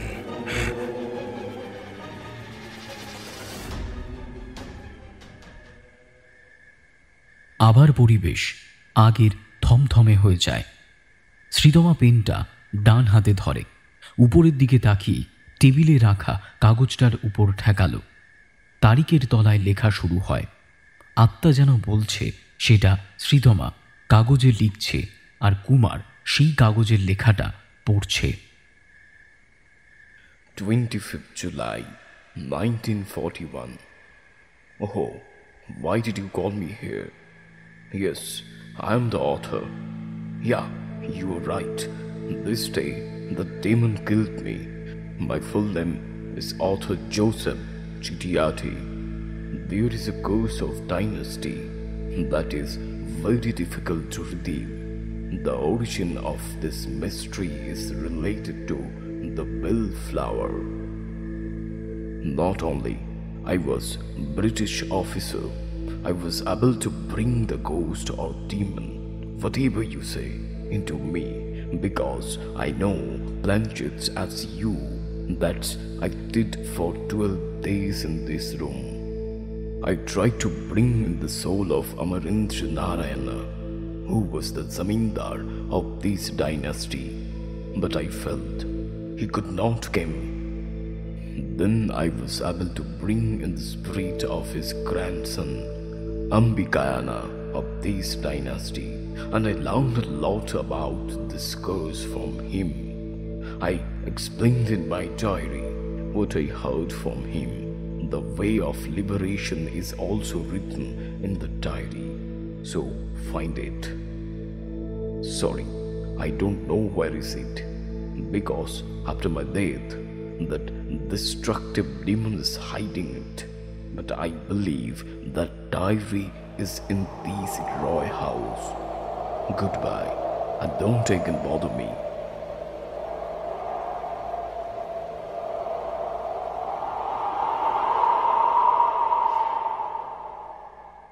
আগের মতোই ঘরের ভেতর থেকে দমকা একটা হাওয়া বেরিয়ে যেতেই শ্রীতমা টেবিলের উপর ধপ করে শুয়ে পড়ে এবং মুহূর্তের মধ্যে আপনা আপনি টেবিলের উপরে থাকা হ্যারিকেনের শিখাটা জ্বলে ওঠে।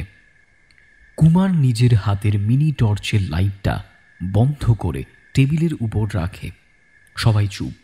প্রায় মিনিট 15 পরে শ্রীতমা টেবিলের থেকে মাথা তুলে চেয়ারের উপর হেলান দিয়ে ডান হাতটা তুলে বুঝিয়ে দেয় যে সে ঠিক আছে। মেঘের গর্জন। শ্রীতমা বাঁ হাতের দিকে তাকিয়ে নিজের হাত ঘড়িটাতে চোখ ফেলে দেখল 11টা বাজতে এখনো 10 মিনিট বাকি। চেয়ার ছেড়ে উঠে পড়ে, ঘরের জানলার কাছে গিয়ে বলে, রাত হচ্ছে, তোমরা কিছু এবার খেয়ে নাও, রাত জাগার কাজ আছে। কথাগুলো শুনে শ্রবণা বলে, হ্যাঁ হ্যাঁ, আমি টেবিলের উপর খাবার বাড়ছি, আপনিও আসুন।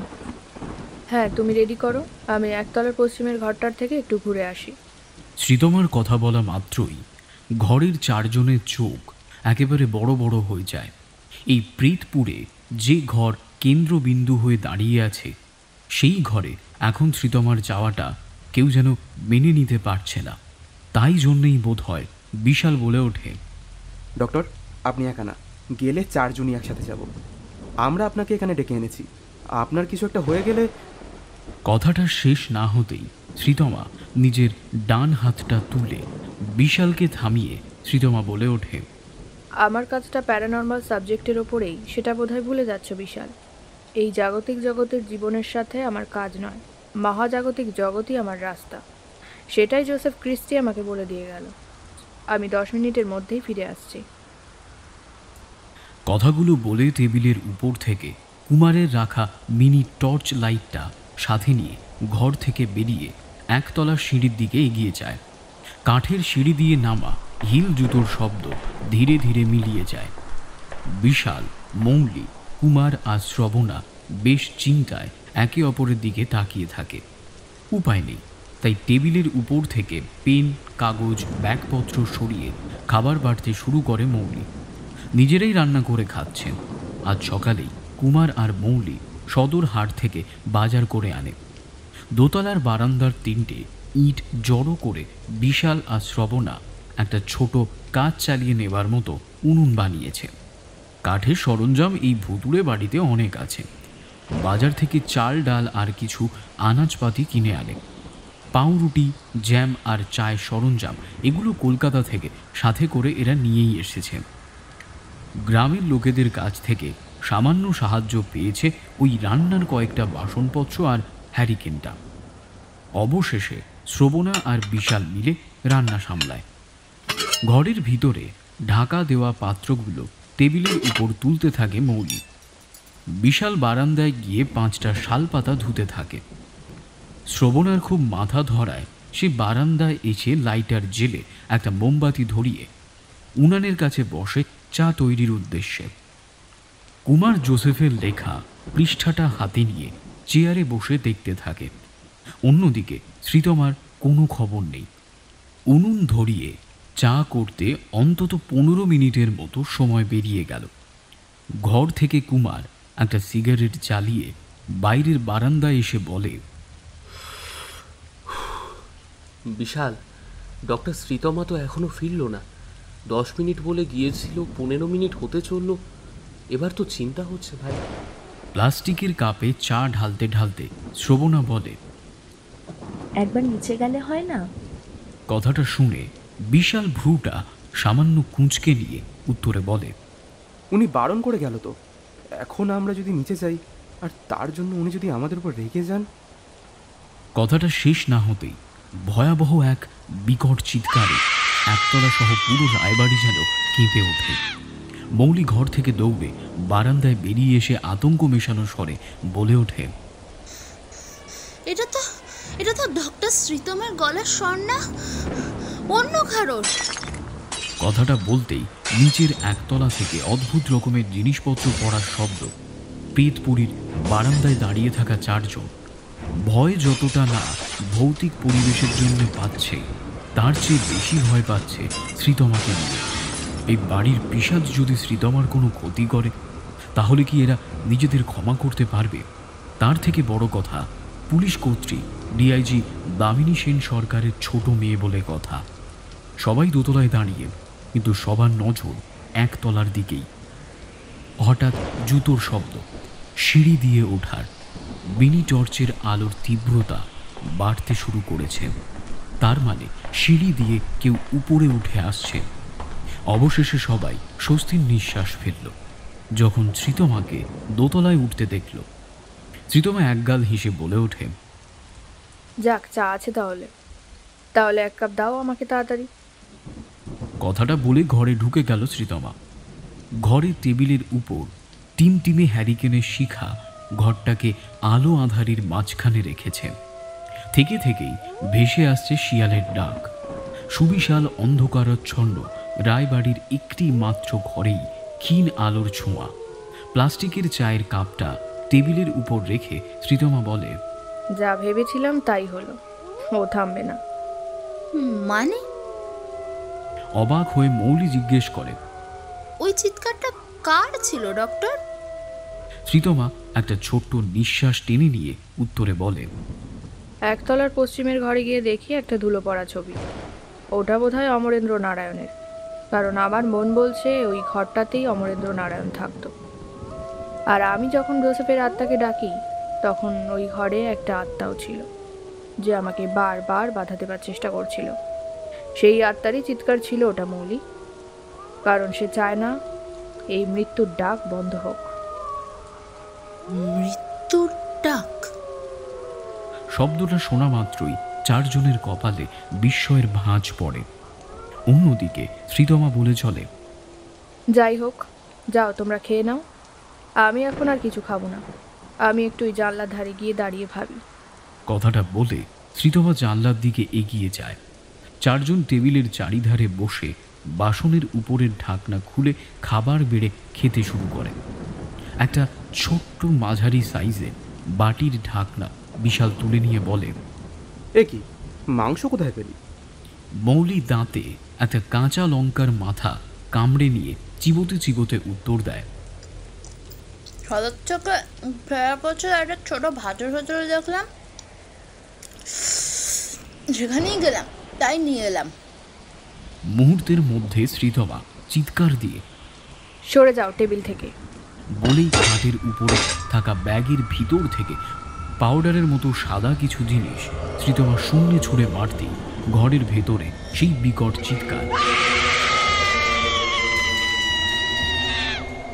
আর একটা কালো ছায়া মুহূর্তের মধ্যে হ্যারিকেনটাকে মাটিতে ফেলে বেরিয়ে যায়। ঘর সম্পূর্ণ অন্ধকার। শ্রীতমা ঘরের বিছানা হাতড়িয়ে মোমবাতিটা পেয়ে সেটাকে জ্বালিয়ে টেবিলের উপর রাখল। ঘরের ভেতরে কেরোসিনের গন্ধ ছাড়াও রান্না করা মাংসের গন্ধ ভরে গেছে। মাংসের বাটি মেঝেতে পড়ে ছড়িয়ে ছিটিয়ে গেছে। খাওয়া আর হয়ে উঠল না কারোর। কুমার আর বিশাল শ্রীতমার কথা মতো ঘর থেকে মাংস তুলে সেগুলোকে বাইরে ফেলে দিয়ে এসে মেঝে পরিষ্কার করে নিল। শ্রীতমা ব্যাগের ভেতর থেকে গঙ্গা জলের শিশি বের করে ঘরের চারিপাশে ছিটিয়ে টেবিলের উপর রাখে। ভাঙা হ্যারিকেনটা তুলে কোনো রকমে সেটাকে জ্বালিয়ে ঘরের মাঝখানে রাখা হয়েছে। সবাই চেয়ারে বসা। শ্রীতমা বলে, ভুলেও মাছ মাংসই বাড়িতে নয়, পিকনিক করতে আসুনি কেউ। মনে রেখো, এই রায়বাড়ি মৃত্যুর আরেক নাম। আত্মা অন্য কারো নয়, ওই আত্মা অমরেন্দ্র নারায়ণেরই। নামটা শুনে গলায় ঢোক গেলে মৌলি বলে, কি করে বুঝলে? শ্রীতমা এক দৃষ্টে টেবিলের উপর রাখা মোমবাতির জ্বলন্ত শিখাতে চোখ রেখে উত্তরে বলে, জোসেফের আত্মাকে আটকানোর চেষ্টা অমরেন্দ্র নারায়ণের আত্মাই করেছিল। কিছুক্ষণের জন্য ওর মুখটা আমি দেখেছিলাম, আর সেটা স্পষ্ট করতেই একতলার ঘরে যায়। গিয়ে দেখি সেই মুখ ওই ছবিতে। ভুলে যেও না, ওর প্রভাব অনেক। প্রজন্মের পর প্রজন্ম মেরেছে আর মেরেও চলবে নিজের শক্তি সঞ্চারের জন্য। এটাই তার উদ্দেশ্য। শ্রবণা যে এখানে এসেছে তা ওরই প্রভাব। কি? শ্রবণা কাঁপা স্বরে জিজ্ঞেস করে। চেয়ারে হেলান দিয়ে শ্রীতমা বলতে শুরু করে, হ্যাঁ শ্রবণা, আত্মা চেষ্টা করে নিজের জগতে আমাদের নিয়ে যেতে, সোজা পথে না হোক বাঁকা পথে। প্রতি সময় চারিপাশে সে থাকে। মাঝরাতে হঠাৎ আমাদের ঘুম ভাঙার কারণ সে। আমাদের জাগিয়ে ভয়ের প্রভাব বিস্তার করাই তার প্রথম ধাপ। এই ঘরে এই মুহূর্তে সে উপস্থিত আছে। সে শুধু ঠিক সময়টার অপেক্ষা করে।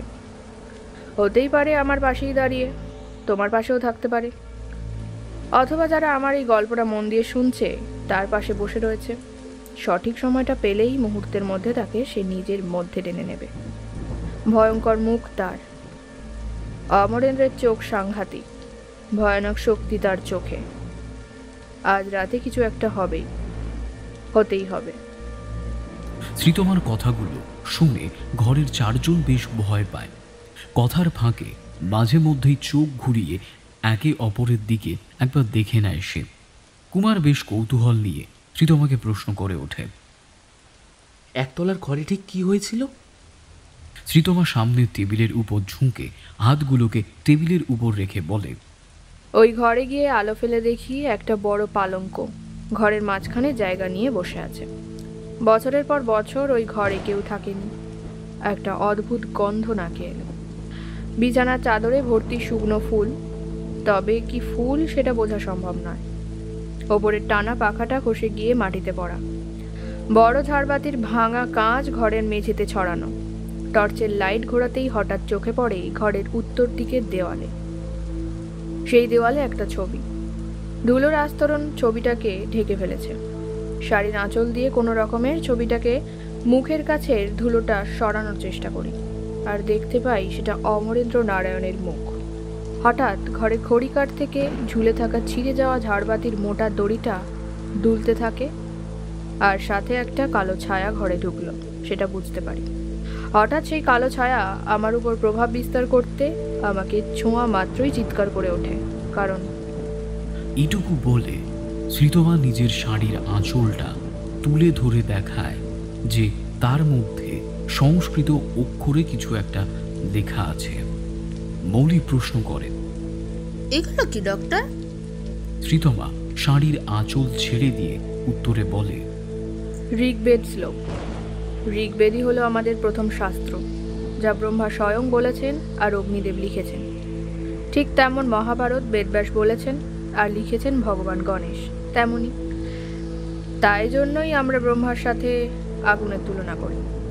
আগুনই হলো সুচিতার প্রতীক। আগুনের মতো পবিত্র আর কিছুই নেই। সব কিছু গ্রাস একমাত্র আগুনই করতে পারে। অমরেন্দ্র নারায়ণ রায়ের আত্মাকেও গ্রাস করতে পারত যদি ওর শক্তি এতটা না হতো, তাই কেবল আঘাত করে ছেড়ে দিল। সেই আঘাতে চিৎকার ওটা, কিন্তু বেশিক্ষণ আমরা এটাকে ঠেকিয়ে রাখতে পারবো না। ডায়েরি ওই ঘরেই কোথাও আছে, সেটা আমি ভালো মতোই বুঝতে পেরেছি।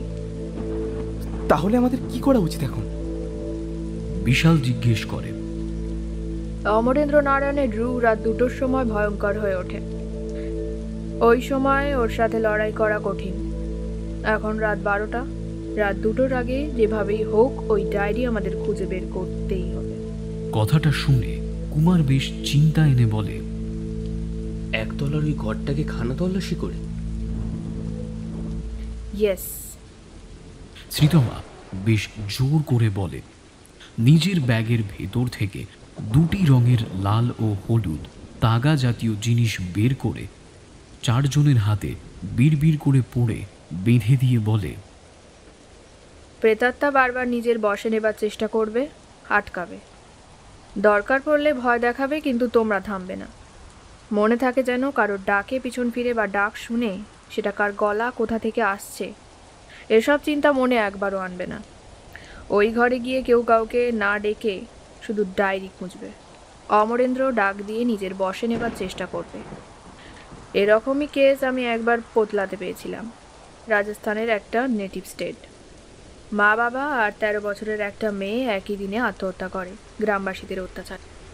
ওরা যাতে ছিল ডোম। আফটার ডেথ তারা গ্রামবাসীদের ওপর অত্যাচার শুরু করে। তাদের প্রধান লক্ষ্যই ছিল ডাক দিয়ে সম্মোহিত করা। যাই হোক, আমি ওই ঘরে এক আত্মাকে নিজের মধ্যে ডেকে তোমাদের অনুচর হিসেবে রাখব। সে কেবলমাত্র গার্ড দেবে, কিন্তু নিজেদের রক্ষা নিজেদেরকেই করতে হবে। ক্লিয়ার? শ্রীতমার কথাগুলো যেন অন্ধকার প্রেত বাড়িটাকে কাঁপিয়ে তুলল। সবাই মাথা ঝাঁকিয়ে বুঝিয়ে দিল যে তারা বুঝেছে।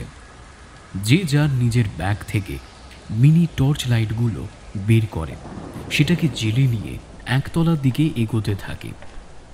ভাঙা হ্যারিকেনটা হাতে তুলে শ্রীতমা বিড়বিড় করে মন্ত্র পড়তে পড়তে সবার আগে চলছে। পেছনে বিশাল, কুমার, মৌলি আর শ্রবণা। একতলার পশ্চিম ঘরের কাছে এসে দরজাটা খুলে শ্রীতমা ঘরের ভেতরে ঢোকে। পেছনে বাকিরা। ঘরে ঢুকে শ্রীতমা বাদে সবাই ঘরের চারপাশ দেখে নিচ্ছে। হঠাৎ শ্রীতমা একটা বিকট শব্দ করে ঘরের মাঝে থমকে দাঁড়িয়ে পড়ে। বাকি 4 জন বেশ ভয়ে ভয়ে শ্রীতমার দিকে লক্ষ্য করে চলেছেন। শ্রীতমা ধীরে ধীরে 4 জনের দিকে ঘুরতেই ওরা ভয় পেয়ে স্থির হয়ে দাঁড়িয়ে পড়ে। শ্রীতমার চোখের মণির রং একেবারে লাল। শুরু কর কাজ। শ্রীতমার গলা দিয়ে যেন অন্য কোনো পুরুষের কণ্ঠস্বর বলে উঠল। সবাই বুঝতে পারল শ্রীতমা যে আত্মার কথা বলেছিল তাদের রক্ষক হবে তাকে নিজের মধ্যে ডেকে নিয়েছেন। শ্রীতমা মুখ ঘুরিয়ে সেই বড় পালঙ্কটার দিকে এগিয়ে গিয়ে পালঙ্কটার উপরে বসে ক্রমাগত দুলতে থাকে। বিশাল, মৌলিক, কুমার আর শ্রবণার বুঝতে একটুকুও অসুবিধা হয় না যে শ্রীতমার শরীরের উপর কতটা চাপ পড়ছে। ঘরের ভিতর ঢুকে সবকিছু উড়িয়ে ভেঙে চুড়ে একাকার করতে থাকে। শ্রীতমা বারবার জানিয়ে রেখেছে, যাই হয়ে যাক না কেন মন যেন কোনো প্রকারে বিভ্রান্ত না হয়ে যায়। 4 জন তন্ন তন্ন করে ঘরের আনাচে কানাচে টর্চের আলো ফেলে দেখে যেতে থাকে। মুহূর্তের মধ্যে পরিবেশ শান্ত হয়ে যায়। তারা বুঝতে পারে প্রেতাত্মা ঘরের কোনো এক জায়গায় শান্ত হয়ে দাঁড়িয়ে আছে, কিন্তু তাকে চোখে দেখতে পারছে না। শ্রীতমা হঠাৎ পালঙ্ক ছেড়ে উঠে কুমারের কাছে গিয়ে কুমারের পিঠের উপর সজোরে একটা চাপড় মারতে কুমার ছটফট করে ওঠে, আর সঙ্গে সঙ্গে একটা বিকট চিৎকারে কুমারের চুল থেকে কিছু একটা বেরিয়ে গেল। অন্যেরা কুমারের দিকে তাকালো না। সেই ভয়াবহ চিৎকার শুনেও যেন তারা শুনল না। লক্ষ্য একটাই, ডায়েরি। কুমার বুঝতে পারল তার শরীরের উপর ভর করে সেই প্রেতাত্মা তাকে নিজের দিকে টানার চেষ্টা করছিল। শ্রীতমা আবার পালঙ্কের উপর বসে দুলতে থাকে। বিশাল ঘরের বড় 3টে কাঠের দেরাজগুলোকে খুলে ঘেঁটেই চলেছেন। শ্রবণা ঘরের মেঝের ফেটে যাওয়া কালিন তুলে আঙুল দিয়ে মেঝেতে টোকা মেরে শুনছে যদি কোনো গুপ্ত পথ থাকে। কুমার ঘরের বড় বড় লোহার সিন্দুকগুলো মাস্টার কি দিয়ে খোলার চেষ্টা করছে। মৌলি ঘরের দেয়ালের ছবিগুলোর পিছনে ঘুরিয়ে ঘুরিয়ে দেখছে। হঠাৎ মৌলি দেখল ঘরের দেওয়ালে গোল লোহার চাকার মতো একটা জিনিস।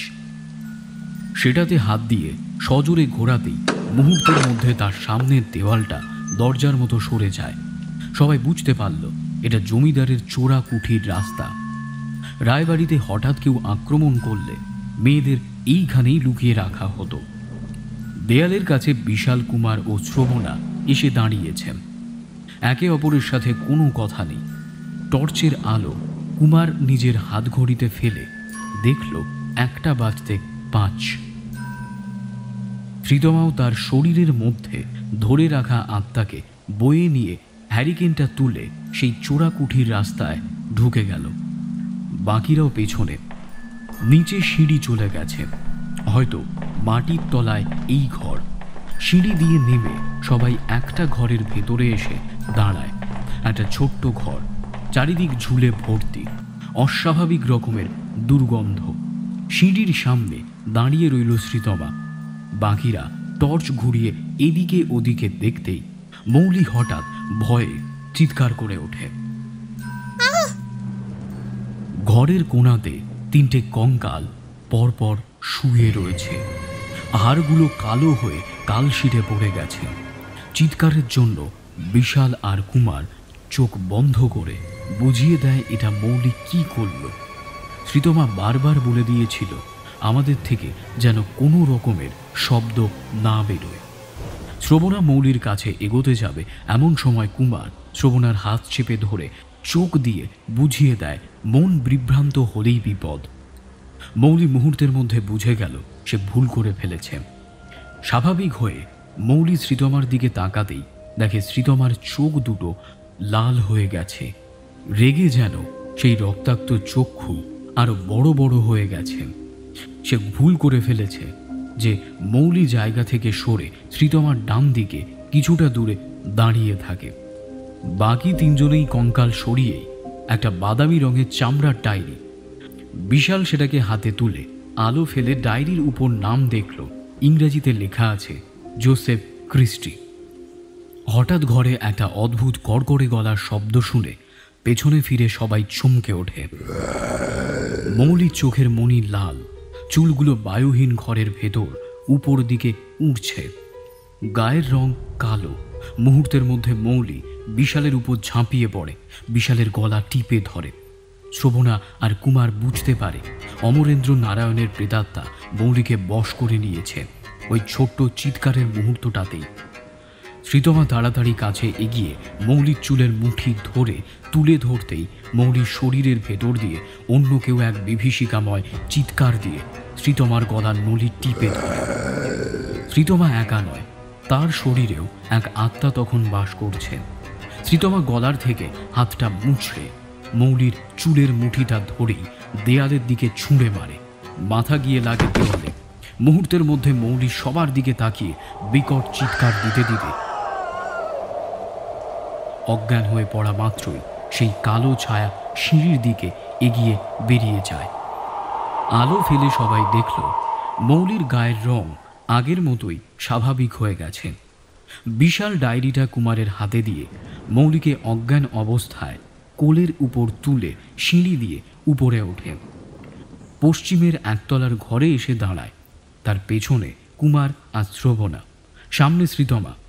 সবাই একতলার ঘর থেকে বেরিয়ে দোতলায় উঠতে যাবে এমন সময় আবার সেই বিকট চিৎকার। এবার সবাই স্পষ্ট দেখতে পেল সিঁড়ির ওঠার মুখে একটা কালো বিশাল দেহের কেউ দাঁড়িয়ে, কেবল চোখগুলো লাল। দেহ বিকট, আর তার থেকেও বিকট সেই দেহের হাত দুটো। ভয়ে সবাই দাঁড়িয়ে পড়ে। মুহূর্তের মধ্যে সেই কালো ছায়া কুমারের দিকে এগোতেই শ্রীতমা সামনে এসে দাঁড়াতেই ছায়া আবার চিৎকার দিয়ে সেই উপরের দিকে চলে যায়। শ্রবণা শ্রীতমার মুখে আলো ফেলে দেখে শ্রীতমার চোখ স্বাভাবিক। ঘর থেকে বেরোনো মাত্রই শ্রীতমার শরীর থেকে আত্মাও বেরিয়ে যায়। বারণ করেছিলাম শব্দ করতে। শ্রীতমা রেগে কথা বলে সিঁড়ি দিয়ে দোতলার দিকে এগিয়ে যায়। পেছনে বাকি 4 জন। মৌলি দোতলার ঘরের খাটের উপর হেলান দিয়ে বসা, তার পাশেই বিশাল। টেবিলে শ্রীতমা, কুমার আর শ্রবণা বসা। ঘরে ফিরে মৌলির জ্ঞান আসতে প্রায় মিনিট 7 মতো সময় লাগলো। শ্রীতমা টেবিলের উপরে ভাঙা হ্যারিকেনটা রেখে জেফের ডায়েরিতে হাত দিয়ে মৌলির দিকে তাকিয়ে জিজ্ঞেস করে, এখন ঠিক আছো? মৌলি মাথা নাড়িয়ে বুঝিয়ে দেয় সে ঠিক আছে। রাত 1:15। শ্রবণা, চা খাবেন? বলতেই শ্রীতমা হেসে উত্তরে বলে, হলে মন্দ হয় না। ফ্লাক্সের ভিতর থেকে চা ঢেলে সবাইকে দিল শ্রবণা। মৌলি কাঁপা হাতে প্লাস্টিকের কাপটা ধরে ফুঁ দিয়ে চা খেতে থাকে। শ্রীতমা জোসেফের ডায়েরি পড়া শুরু করে দিয়েছে। ঘর একেবারে শান্ত। হঠাৎ বাইরে একটা বিদ্যুতের আলো নিয়ে একটা বড় রকমের বাজ পড়ার শব্দ। সবাই কেঁপে ওঠে, কেবল শ্রীতমা বাদে। এক নাগারে সে ডায়েরি পড়েই চলেছেন। সবাই চা খেতে খেতে লক্ষ্য করছে শ্রীতমার মুখ মাঝে মাঝে গম্ভীর হচ্ছে, আবার মাঝে মাঝে নরম। এইভাবে প্রায় আধ ঘন্টা কেটে গেল। শ্রীতমার পড়া ডায়েরি শেষ হলে শ্রবণা ওকে জিজ্ঞেস করে ওঠে, কি পেলেন ডক্টর? শ্রবণার প্রশ্নের উত্তর না দিয়ে নিজেই কুমারকে একটা প্রশ্ন করে বসে শ্রীতমা। তোমার বাবার নাম কি কুমার? প্রশ্নটা শুনে বেশ থতমত খেয়ে যায় কুমার। হঠাৎ বাবার নাম এই সময় যে কেউ করবে সেটা সে ভাবতেও পারেনি। কুমার বলে, সুনির্মল মিত্র। কিন্তু অমল রায় তো সে কথা বলছে না কুমার। শ্রীতমা এক দৃষ্টে কুমারের দিকে তাকিয়ে কথাটা বলে, আমি ঠিক বুঝতে পারলাম না ডক্টর। বেশ অবাক হয়ে কুমার কথাটা শ্রীতমাকে বলতেই সে কোনো রকমে ভনিতা না করে বলে ওঠে, আজ যখন একতলার ঘরে আমরা যাই, তখন আমি অন্য কারণ নয় অমল রায়ের আত্মাকে নিজের মধ্যে এনেছিলাম। আর ওই ঘরে অমরেন্দ্র নারায়ণের ছবির সাথে তোমার মুখের হুবহু মিল আছে। তুমি এই রায় বংশের ছেলে কুমার। ইম্পসিবল ডক্টর, হতেই পারে না এটা। জীবিত মানুষেরা মিথ্যে কথা বলে কুমার, মৃত মানুষেরা নয়। তারা সবসময় সত্যি কথাটাই বলে। তোমাদের আসল বাড়ি আগে কলকাতার রবীন্দ্র সরণিতে ছিল, তাই তো? হ্যাঁ। অমল রায় স্ত্রী শ্রাবণীর বাপের বাড়ির ঠিকানা আর তোমাদের পুরনো বাড়ির ঠিকানা এক হলো কি করে? কথাটা শুনে সবাই চুপ করে শ্রীতমার দিকে তাকায়। আমি বলছি। বলে শ্রীতমা চেয়ার ছেড়ে উঠে জানলার ধারে গিয়ে অশ্বত্থ গাছটার দিকে তাকিয়ে থেকে বলতে থাকে, অমল রায় যখন ওই ঘরে আমার মধ্যে আসে, তখন সে আমায় জানায় ইয়াং বয়সে সে আর শ্রাবণী একটা ভুল করে ফেলে। ভালোবাসার মধ্যে ছোট্ট ভুল। বিয়ের আগেই অমলের সন্তান শ্রাবণীর গর্ভে চলে আসে, কিন্তু দুজনেই সে সন্তান নষ্ট করেনি, বরং জন্ম দিয়েছে। সেই সন্তানের নাম সুনির্মল। তোমার বাবা, তোমার ঠাকুরদার নাম তুমি নিশ্চয়ই জানো, অবনী মিত্র। প্রশ্নটা করে জানলার দিক থেকে ঘুরে শ্রীতমা কুমারের দিকে তাকায়। কুমার মাথা নাড়িয়ে হ্যাঁ করতেই শ্রীতমা জানলা ছেড়ে চেয়ারে এসে বসে বলে, পুরো সত্যিটা জানো না, জানার কথাও না। শ্রাবণীর ভাইয়ের নাম ছিল অবনী। সন্তানকে জন্ম দিয়ে নিজের ভাইয়ের কাছে রেখে আসে সে। অমল ও শ্রাবণী ঠিক করেছিল বিয়ের পর তোমার বাবা মানে সুনির্মলকে আইনসম্মতভাবে দত্তক নেবে। কিন্তু বিয়ের পর এই বাড়িতে এসে তাদের আর ফেরা হলো না। তোমার বাবাকে মানুষ করলো শ্রাবণীর ভাই অবনী। তার জন্যই রায়ের বদলে পদবি বসলো মিত্র। তোমার বাবা নিজেও এটা জানতেন না। কুমার, তোমার আসল নাম কি? প্রশ্নটা শুনে কুমার বেশ অভিমানে সুরে বলল, আমার আসল নাম কুমার, অন্য কোনো নাম নেই আর। শ্রীতমা বেশ গম্ভীর স্বরে কুমারের দিকে তাকিয়ে বলে, তুমি বোধহয় ভুলে যাচ্ছ যে তুমি শ্রীতমা সেন সরকারের সাথে কথা বলছো।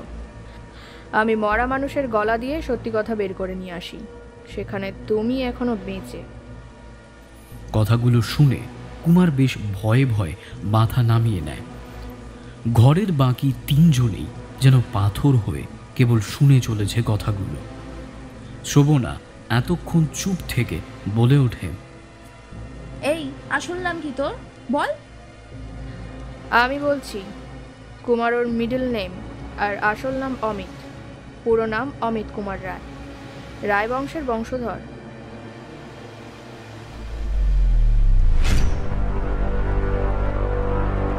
ডায়েরি পড়ে বুঝতে পারি 3 নম্বর প্রজন্মেই এই রূপ ঘুরছে।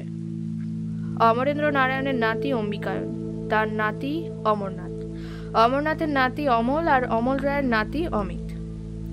শুধু তাই নয়, সাথে আরও একজন আসছে বারবার, সেও দেহের টানে জন্ম নিচ্ছে। ডায়েরি পড়ে এটাও বুঝতে পারলাম কেন শ্রাবণী এখানে আসার জন্য উঠে পড়ে লাগে, আর কেন শ্রবণাও একইভাবে এখানে আসে। সত্যিটা খোঁজ করাই আমার কাজ। ঘরের পরিবেশটা পুরো থমথমে হয়ে উঠল। শ্রীতমা নিজের হাত ঘড়িটার দিকে তাকিয়ে দেখল 2:05। একটা দীর্ঘ নিঃশ্বাস ছেড়ে বলল, কাজ কঠিন, যা করতে হবে আজ রাতেই। 2টো বাজতে আর মাত্র 5 মিনিট বাকি। 2টোর সময় অমরেন্দ্র নারায়ণের প্রেতাত্মা শ্রবণাকে বশ করার পুরো চেষ্টা করবে। কিন্তু আমার উপরেই কেন? শ্রবণা জিজ্ঞেস করে ওঠে। শ্রীতমা শ্রবণার দিকে তাকিয়ে বলে, এক কথার গল্প নয় শ্রবণা। জোসেফ অনেকটা এগিয়ে এসেছিল, কিন্তু ভুলটা করলো অন্য জায়গায়। মনকে বিভ্রান্ত করে ফেলার জন্যই এই প্রেতাত্মা ওকে মেরে ফেলল। অমল রায়কে খুন শ্রাবণী করেছে। শ্রাবণী বলা ভুল, অমরেন্দ্র নারায়ণের প্রেতাত্মা খুনটা করিয়েছে। কথাটা বলে শ্রীতমা জোসেফের ডায়েরির 12তম দিনের লেখাটায় দেখায় এইটাই শেষ লেখা, আর এই দিনেই ঠিক লেখার সময় তার মৃত্যু হয়, যার জন্যে লেখাটা অসম্পূর্ণ। শ্রীতমা বলে চলে, ওই ঘরের বিছানার উপর শুকনো ফুলগুলো আসলে বেল ফুল। এই ঘটনাকে কি বলবো আমি বুঝতে পারছি না। জোসেফ অমরেন্দ্র নারায়ণ রায়ের নাতি অম্বিকায়ন রায়ের আত্মার সাথে যোগ স্থাপন করে যেটা লিখেছে তা হলো, অমরেন্দ্র নারায়ণ ছিল খুবই শান্ত প্রকৃতির জমিদার। বাংলার বাদশাহ 2য় বাহাদুর শাহের সাথে রায়পুরের ব্যবসা বাণিজ্য ভালোই চলছিল। এই সময় কাঞ্চনগড়ের জমিদার শ্রীভট্টের সাথে অমরেন্দ্র নারায়ণের পণ্য আমদানি রপ্তানি শুরু হয়। কাঞ্চনগড় বিখ্যাত ছিল রেশম সুতোর জন্য, আর এই রায়পুর বিখ্যাত ছিল আতরের জন্য। বিভিন্ন রকমের সুগন্ধি ফুলের চাষ হতো এই রায়পুরে, আর তার থেকেই তৈরি হতো আতর। সেই সময়কার সেন্ট আর পারফিউম ধরতে পারো। সুতরাং কি নবাব আর কি ইংরেজ, সবারই প্রয়োজন। তাই ইংরেজ শাসন থাকাকালীনও ওই রায়বংশ বুদ্ধির জেরে নিজেদের দর্প বজায় রাখল। এই শ্রীভট্টর এক মেয়ে ছিল। ব্যবসার খাতিরে কাঞ্চনগড়ে গিয়ে এই মেয়ের অমরেন্দ্র নারায়ণের দেখা হয় এবং তাকে পছন্দ হয়ে যায়। অমরেন্দ্র নারায়ণ নিজের বিয়ের প্রস্তাব নিয়ে শ্রীভট্টর কাছে গেলে তিনিও বিয়েতে রাজি হলেন ঠিকই, কিন্তু তার মেয়ে রাজি ছিল না। কিন্তু সেই সময় আজকের মতো না থাকায় তাকে বাধ্য হয়ে অমরেন্দ্র নারায়ণকে বিয়ে করতেই হয়। শ্রীভট্টের এই মেয়ের নাম শ্রাবন্তিকা, খুবই সুন্দরী ও কুবুদ্ধিমতী। বিয়ের আগে প্রচুর পুরুষের সাথে সম্পর্ক ছিল। বিয়ে হয়ে গেলে পায়ে শিকল পড়ে যাবে এই ভয়ে বিয়ে করতে রাজি ছিল না। কিন্তু বিয়ের পর যখন বুঝতে পারলো অমরেন্দ্র নারায়ণ খুবই নরম মনের মানুষ, তখন তাকে বশ করতে বেশি সময় লাগলো না। মিথ্যা প্রেমের জালে বেঁধে সমগ্র রায়পুরের শাসন শ্রাবন্তিকা নিজের হাতে নিল। রায়পুরের বিভিন্ন ধনী পুরুষের সাথে শারীরিক সম্পর্কও রাখতে শুরু করে। এমন করেই দিন চলছিল ঠিকই। হঠাৎ শ্রাবন্তিকার মনে হলো স্বামী যদি এই খবর জেনে যায় তাহলে মুশকিল। তাই সে বুদ্ধি করে অমরেন্দ্র নারায়ণের কাছে বলে বেলফুল দিয়ে আতর তৈরির আদেশ যেন রায়পুরে দেয়। সমস্যা একটাই, রায়পুরের মাটিতে বেলফুলের গাছ বাঁচছিল না, মরে যাচ্ছিল। প্রচুর টাকা খরচা করে অমরেন্দ্র নারায়ণ শঙ্খবাটি রাজ্যের থেকে এই অদ্ভুত জাতের বেলফুলের গাছ আনবার ব্যবস্থা করে। শুরু হয় আতর তৈরি। এই আতরের মধ্যে বিষ মিশিয়ে শ্রাবন্তিকা অমরেন্দ্রকে ব্যবহার করতে বলে। 1 মাসের মধ্যে ওই বিষ মেশানো আতর শরীরের চামড়ার সাথে বিষক্রিয়া করে অমরেন্দ্র নারায়ণের শরীরকে পচাতে শুরু করে দেয়। দিনের পর দিন প্রতি রাত্রে বেলফুলের মধ্যে ঘুমের ওষুধ মিশিয়ে অমরেন্দ্রকে শুকিয়ে ঘুম পাড়িয়ে রাত 2টোর সময় বিভিন্ন প্রেমিকের সাথে শ্রাবন্তিকা রাত কাটাতো। হঠাৎ ঘরের হ্যারিকেনের আলো কাঁপতে থাকে। পুরো ঘর বেল ফুলের গন্ধে মম করে ওঠে। শ্রীতমা নিজের হাত ঘড়িটার দিকে তাকিয়ে দেখে রাত 2:10, অর্থাৎ প্রেতাত্মার খেলা শুরু। পুরো মৃত্যুপুরী ফুলের গন্ধে ভেসে যাচ্ছে। মুহূর্তের মধ্যে কান ঝাঁঝরা করে বিকট একটা চিৎকার আসে।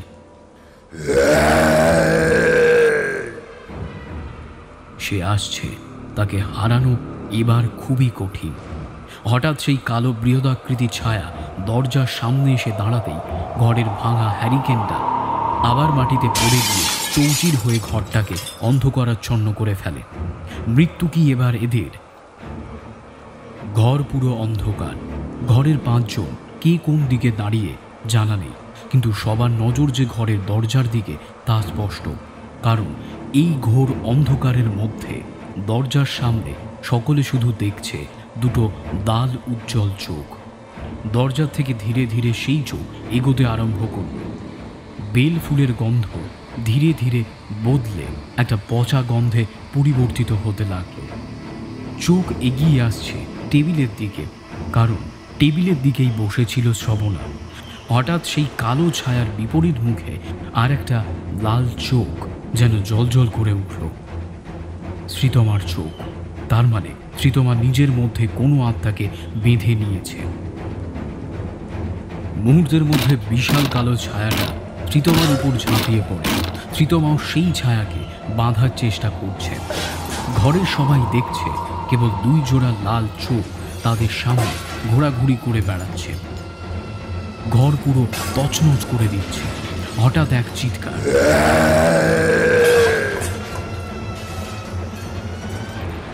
তারপরে ঘরের জানলা দিয়ে লাল চোখটা বেরিয়ে যায়।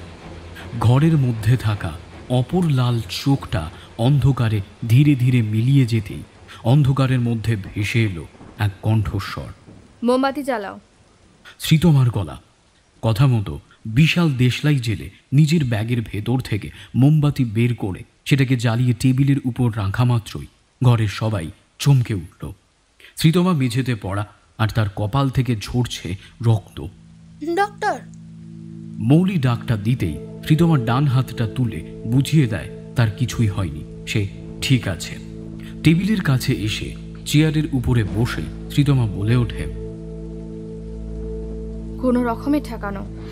আমাকে দেখে বুঝতেই পারছো কতটা ভয়ঙ্কর ও শক্তিশালী হয়ে উঠেছে ও। একে থামানোর উপায় কি ডক্টর? কুমার ওরফে অমিত জিজ্ঞেস করল।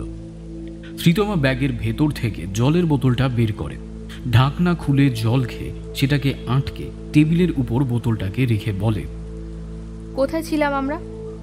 ঘরের সবাই বেশ অবাক হয়। অমিতের প্রশ্নের উত্তর যে এইটা আসবে কেউ ধারণাও করতে পারেনি। শ্রীতমা আগের মতোই স্বাভাবিক হয়ে বলতে শুরু করে, হ্যাঁ, মনে পড়েছে। অমরেন্দ্র নারায়ণকে বেলফুলের মধ্যে ঘুমের ওষুধ শুকিয়ে ঘুম পাড়িয়ে শ্রাবন্তিকা অন্য পুরুষদের শয্যা সঙ্গিনী হতো। অন্যদিকে বিষের প্রতিক্রিয়ায় অমরেন্দ্র নারায়ণের দেহের পচন পুরো মাত্রায় ধরে ফেলে। কিন্তু পাপ চাপা থাকে না, প্রকাশিত হবেই। সেটাই হলো। অমরেন্দ্র নারায়ণ জানতে পারল শ্রাবন্তিকার আসল উদ্দেশ্য কি। বুঝতে অসুবিধা হলো না, শ্রাবন্তিকা নিজের হাতেই খুন করার পরিকল্পনা রটেনি, বরং অমরেন্দ্রর হাতেই অমরেন্দ্রের মৃত্যু লিখে দিয়েছে।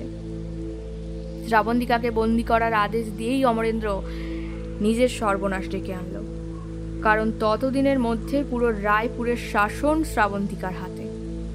সে যা বলবে সেটাই সবাই করবে। তাই বন্দি শ্রাবন্তিকা হলো না, বন্দি হলো অমরেন্দ্র নারায়ণ। এই বিশাল বড় রায়বাড়ির একতলার পশ্চিমের ঘরে আটকে শ্রাবন্তিকা অমরেন্দ্রের উপর অত্যাচার বাড়িয়ে দেয়। 2 দিন পর পর একবেলার খাবার দিত। ঘরের টানা পাখা খুলে দেয় যাতে গরমের যন্ত্রণা ওই পচা দেহ ভোগ করে। দেহের পচা গন্ধ যাতে বাড়িতে না ছড়ায়, তাই প্রতিদিন ওই ঘরে বেলফুল জড়ো করে রাখা হতো, তাতে দুর্গন্ধ সুগন্ধে চাপা পড়ে। এইভাবে 2 মাস অমরেন্দ্র নারায়ণ নিজেকে বাঁচিয়ে রাখে, তারপর একদিন নিজেই আত্মহত্যা করে বসে।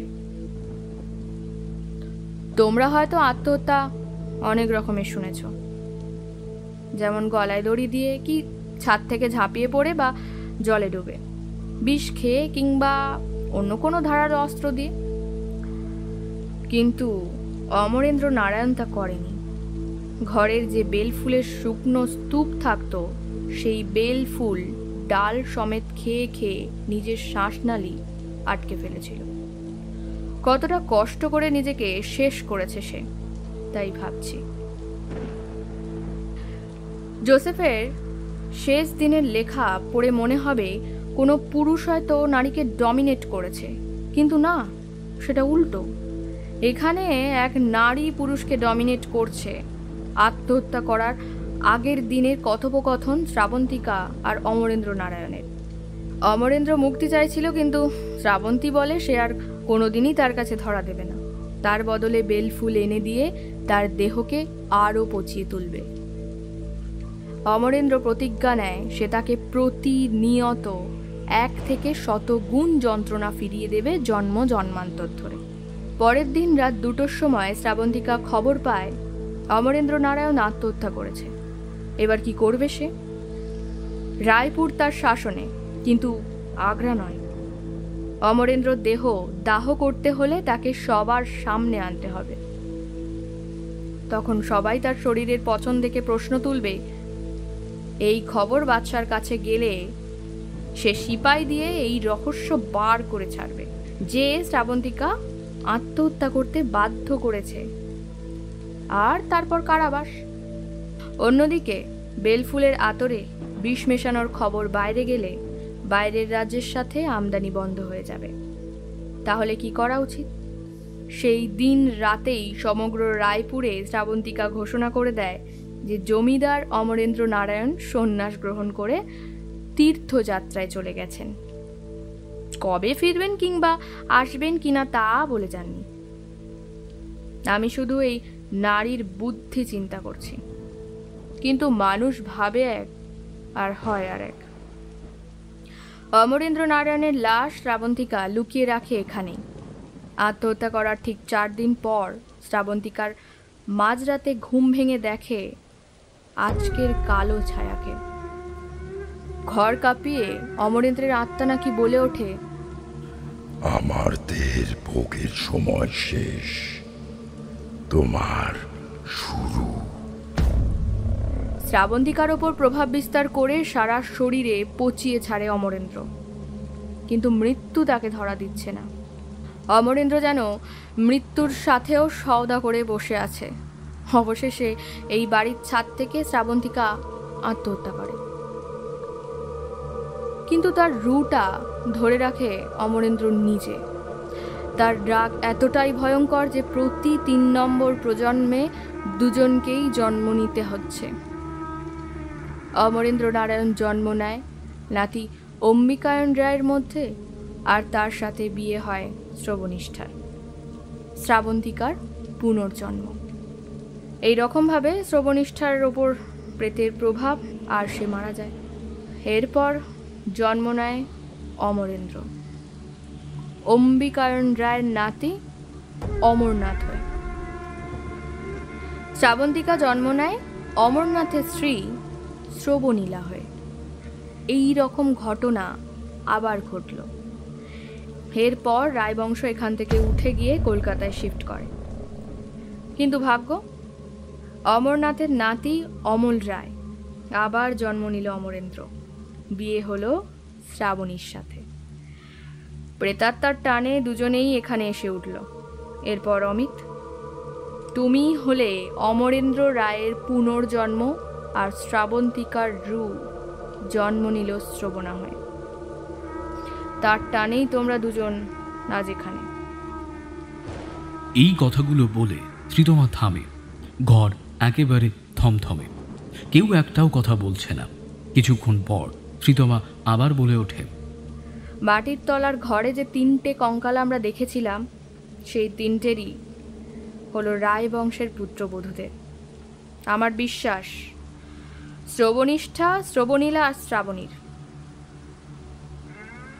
ভুলই তোমাদের সবাইকে এক সূত্রে বেঁধেছে। কারণ মন বিভ্রান্ত না হলে অমরেন্দ্রের প্রেতাত্মা কখনোই তাদের ওপর প্রভাব বিস্তার করতে পারত না, মৃত্যুর খেলাও খেলতে পারত না। অম্বিকায়ন আর শ্রবণিষ্ঠা দুজনই রায়পুরের বহু কৃষকদের ঠকিয়ে সম্পত্তি বাড়িয়েছিল। এই ভুল করেছিল বলেই অমরেন্দ্র প্রভাব বিস্তার করতে সক্ষম হয়। অমরনাথ ও শ্রবণীলা এই বাড়িতে থাকাকালীনই বংশের ব্যবসা, মানে আতর আমদানি রপ্তানি উঠিয়ে দিয়ে নীল চাষ করতে চাষিদের বাধ্য করে। আর অমর আর শ্রাবণী বিয়ের আগেই সন্তান নিয়ে আসে। প্রতি পদে এরা ভুল করে এখানে মৃত্যুর খেলায় নেমেছে। এবার তোমরা দুজন, অমিত আর শ্রবণা, বলো তোমরা কি অন্যায় করেছো? ভুল করেছো বলেই এখানে সে টেনে আনতে পেরেছে, বলো। অনেক চিন্তা করে শ্রবণা বলে, না ডক্টর, ভুল তো কিছুই করিনি। না কাউকে ঠকিয়েছি, না কাউকে কোনো কাজের জন্য বাধ্য করেছি। আমরা দুজনেই একে অপরকে বিয়ে করব, এটা ঠিক, কিন্তু বিয়ের আগে তো আমাদের মধ্যে তেমন কিছুই হয়নি। কথাগুলো শুনে শ্রীতমা চেয়ার ছেড়ে উঠে পায়চারি করতে করতে বলে, না না না, আমার গণনা ভুল নয়। কিছু তো একটা করেইছো, নইলে। কথাটা বলে শ্রীতমা থেমে যায়। তার দৃষ্টি একেবারে স্থির। ঘরে সবাই যেন চুপ করে যায়। শ্রীতমার চোখ আস্তে আস্তে বদলাতে থাকে। চোখের পাতা বন্ধ করতেই ঘরের মোমবাতি নিভে যায়। ঘর একেবারে অন্ধকার। শ্রীতমা ধীরে ধীরে চোখের পাতাগুলো খুলল। চোখ সেই আগের মতো লাল।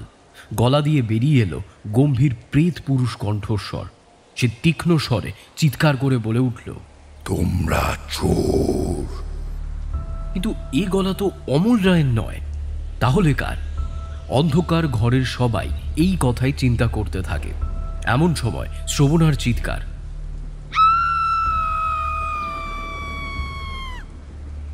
শ্রীতমা শ্রবণার গলার নালি চিপে ধরেছে দুই হাতে। অমিত অনেক চেষ্টা করেও ছাড়াতে পারছে না। বিশাল আর মৌলি বিছানা থেকে নেমে কি করবে দিশা পাচ্ছে না। অন্ধকারে কে কোন দিকে, শুধু একজোড়া লাল চোখ তাদের সামনে। বিকট চিৎকার দিয়ে সেই লাল চোখ মিলিয়ে যায়। ঘরের মোমবাতি জ্বলে ওঠে আপনা আপনি। শ্রীতমা মেঝেতে শুয়ে হাঁপাচ্ছে। কোনো রকমে বিশাল শ্রীতমাকে তুলে চেয়ারে বসায়। অনেক ঝড়ই নিজের শরীরের মধ্যে শ্রীতমাকে নিতে হচ্ছে। চেয়ারে বসে মাথায় হাত দিয়ে শ্রীতমা বলে, বলছিলাম না আমার গণনা ভুল নয়। সন্দেহটা আমার আগেই হয়েছিল, এখন পুরোপুরি ক্লিয়ার হলো। ন্যাশনাল লাইব্রেরি থেকে ম্যাগাজিন তোমাদের কাছে এলো কি করে, বলো? সবাই আগের মতোই চুপ। শ্রীতমা চোখ বড় বড় করে নিয়ে বলে, শ্রবণা ম্যাগাজিন পড়ে ইন্টারেস্টেড হয়, সেটা পড়ে অমিতকে সে পড়ায়, আর অমিত আর শ্রবণা মিলে সেটা চুরি করে। কারণ ন্যাশনাল লাইব্রেরি থেকে বইপত্র বাইরে আনার রুলস নেই। বলো সত্যি করে, যা বললাম সত্যি কি না? শ্রীতমার চিৎকারে রায়বাড়ি একেবারে কেঁপে ওঠে। শ্রবণা আর অমিত দুজনই মাথা নাড়িয়ে বুঝিয়ে দেয় যে শ্রীতমা যা বলল সেটাই সত্যি। বিশাল আর মৌলি ওদের দিকে ঘেন্নার নজর রেখে বলে ওঠে, ছি, লজ্জা করলো না তোদের? ন্যাশনাল লাইব্রেরি বিশ্বাস করে তোদের দুজনের উপর পুরো দায়িত্ব তুলে দিয়েছিল, আর তোরা? শ্রীতমা হাতের ঘড়িটার দিকে তাকিয়ে দেখে রাত 3টে। শ্রীতমা বলে, আর মাত্র 1 ঘন্টা হাতে। এই বাড়ির আশেপাশেই আছে অমরেন্দ্র নারায়ণের লাশ। খুঁজে পেতেই হবে। মৃত্যুর পর তার মুক্তি প্রয়োজন, আর আমার বিশ্বাস লাশ আছে এই মরা অশ্বত্থ গাছের তলায়। তাই বারবার অমরেন্দ্র এই গাছে মানুষ ঝুলিয়েছে, যাতে সেখানে যে কিছু একটা আছে বোঝানোর জন্য। কিন্তু এত সহজ নয়। অমরেন্দ্র কিছুতেই এই দেহের কঙ্কাল আমাদের বার করতে দেবে না। বিশাল বলে ওঠে, তাহলে? উপায় একটাই। শ্রীতমা বিশালের দিকে তাকিয়ে কথা বলে, কি ডক্টর? মৌলি শ্রীতমার কাছে গিয়ে প্রশ্নটা করে। শ্রীতমা অমিত আর শ্রবণার দিকে তাকিয়ে বলে ওঠে, শ্রাবন্তীকে অমরেন্দ্রের কাছে ক্ষমা চাইতে হবে। ঘরের সবাই চমকে ওঠে। কি করে এক প্রেতাত্মার কাছে ক্ষমা চাইবে? শ্রীতমা আবার চেয়ার ছেড়ে উঠে জানলার কাছে গিয়ে মরা অসত্য গাছটার দিকে তাকিয়ে বলে ওঠে, আমার মন কিছুক্ষণের জন্য বিভ্রান্ত হওয়ায় অমরেন্দ্র প্রেতাত্মা আমার উপর প্রভাব বিস্তার করে শ্রবণার উপর অ্যাটাক করে। ওটা অমরেন্দ্র প্রেতাত্মাই ছিল। সবাই যেন বাকরুদ্ধ, কারোর চোখের পলক পড়ছে না। আত্মার সাথে মানুষ লড়াই করে জিততে পারে না। আত্মার সাথে লড়াই করতে পারে একমাত্র আত্মাই। আমি সম্মোহনের শক্তিকে কাজে লাগিয়ে অমিতা শ্রবণাকে কিছুক্ষণের জন্য মেরে ফেলব। তোমরা দুজন তখনই সেই মুহূর্তে অমরেন্দ্রকে দেখতে পাবে। সময় 8 ঘন্টা। এই 30 মিনিটের মধ্যেই অমিতা শ্রবণাকে কাজটা শেষ করতে হবে। অমিত বলে ওঠে, কাজটা কি ডক্টর? শ্রীতমা মোমবাতির দিকে ঝুঁকে আলোর দিকে এক দৃষ্টি রেখে বলে ওঠে, একে অপরকে ভালোবাসো অমরেন্দ্রের সামনে। অন্যদিকে মৌলি আর বিশাল ওই মরা অশ্বত্থ গাছের গোড়া খুঁড়ে অমরেন্দ্রের কঙ্কালটা বের করবে। অমরেন্দ্রকে ঘায়েল করার রাস্তা একটাই, বিভ্রান্ত করা। সে কিছুতেই চাইবে না অমিত আর শ্রবণা এক হোক, আবার এও চাইবে না তার কঙ্কাল খুঁড়ে বের করা হোক। একদিকে বাধা দিলে অন্যদিকে জিতবেই, আর সেটাই সে হারবে। কাজ শুরু করো। সবাই একতলার পশ্চিম ঘরের ভিতরে গিয়ে দাঁড়ায়। মেঝেতে অষ্টপদ্ম এঁকে চারিদিকে মোমবাতি রেখে সেগুলো না জ্বালিয়ে মাঝখানে শ্রবণা আর অমিতকে বসতে বলে শ্রীতমা। লোহার দুটো মোটা মোটা শিক নিয়ে বিশাল আর মৌলি দাঁড়িয়ে। শ্রীতমা বলে, এরা দুজনে সম্মোহিত হওয়া মাত্রই তোমরা ওই অশ্বত্থ গাছের দিকে এগিয়ে যাবে। আগুন জ্বালিয়ে দিতে হবে ওই ঘর, প্রতি পদে বিপদ। মৃত্যু কিন্তু পিছনে নয়, সাথে চলছে। একটু ভুল, ব্যাস সব শেষ। আমি শুরু করছি। কথাটা শেষ করে শ্রীতমার ডান হাতের মিনি টর্চটা জ্বালায়। আলোটা গিয়ে পড়ে বাঁ হাতে ধরে রাখা প্রিজমের উপর। বিশাল, মৌলি, নিজেদের চোখ বন্ধ করো। শ্রীতমার কথা মতো তাই করল। প্রিজমটা ঘোরাতে ঘোরাতে শ্রীতমা বলতে থাকে, দেখো, এটাকে ভালো করে দেখো। একটা ছোট্ট বিন্দু দেখতে পাবে, খুব স্বচ্ছ বিন্দু। দেখো দেখো, দেখে যাও, মন দিয়ে দেখো। এইভাবে মিনিট 10-এর মধ্যেই শ্রবণা আর অমিতের চোখের পাতা ভারী হয়ে আসে। তারা শুয়ে পড়ে, কিন্তু নিঃশ্বাস বন্ধ।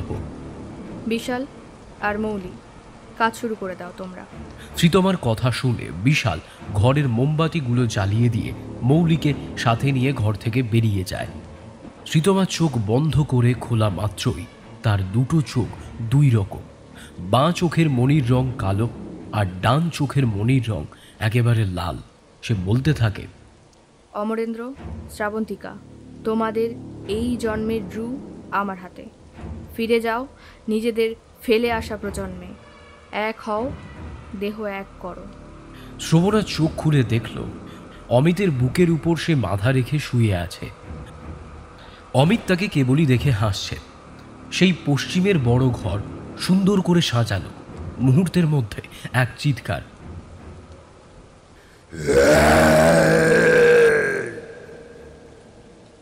দুইজনই সামনে তাকিয়ে দেখে এক কালো ছায়া তাদের দিকে চিৎকার দিতে দিতে তেড়ে আসছে। অমিত ওদিক থেকে মুখ ফিরিয়ে নিয়ে শ্রবণার থুতনিটা নিজের দিকে ঘুরিয়ে বলে, ভয় পাচ্ছ তুমি শ্রাবন্তিকা? একটুও না। আমার উপর এখনো রেগে আছো? না। আমায় ক্ষমা করবে না অমরেন্দ্র? ক্ষমা তো অনেক দিন আগেই করে দিয়েছে, তাই জন্যই তো তুমি আমার কাছে। হতেই অমরেন্দ্রের কালো ছায়া শ্রবণার দিকে ছুটে এসে শ্রবণার গলা চিপে ধরে। শ্রবণার মুখ দিয়ে কথা বেরোতে থাকে না, শ্রবণার মুখ দিয়ে বেরোতে থাকে রক্ত। মুহূর্তের মধ্যে শ্রীতমার নিঃশ্বাস আটকে আসে। মুখ দিয়ে রক্ত বেরিয়েই চলেছে। মৃত্যু যে তার ভেতরে। অন্যদিকে মৌলি আর বিশাল মরা অশ্বত্থ গাছের গোড়া খুঁড়েই চলেছে। যত খুঁড়ছে ততই একটা বিকট গন্ধ তাদের নাকে এসে দম বন্ধ করে দিচ্ছে। হঠাৎ একটা কালো হাত বিশালকে চড় মেরে মাটিতে ফেলে তার গলা চিপে ধরে। বিশাল ছাড়ানোর চেষ্টা করেই চলেছে, কিন্তু সে কিছুতেই পেরে উঠছে না। তার দম বন্ধ হয়ে আসছে। মৌলি মনকে বিভ্রান্ত না করে মাটি খুঁড়েই চলেছে, কারণ সে জানে শ্রীতমা তাকে বারবার বলে দিয়েছে প্রেতাত্মা বাধা দেবেই। শ্রীতমা মেঝেতে আঁকা অষ্টপদ্মের উপর বাঁ হাতের চাপড় মারতেই বিশাল অমরেন্দ্রের আত্মাকে ছিটকে ফেলে দেয়। মাটি থেকে উঠে বসে গলা ধরে বিশাল ক্রমাগত কাঁচতে থাকে। কোনো রকমে নিজেকে সামলে পড়ে থাকা লোহার শিকটা নিয়ে মাটি খুঁড়তে থাকে। হঠাৎ দেখতে পায় একটা কঙ্কালের মাথা।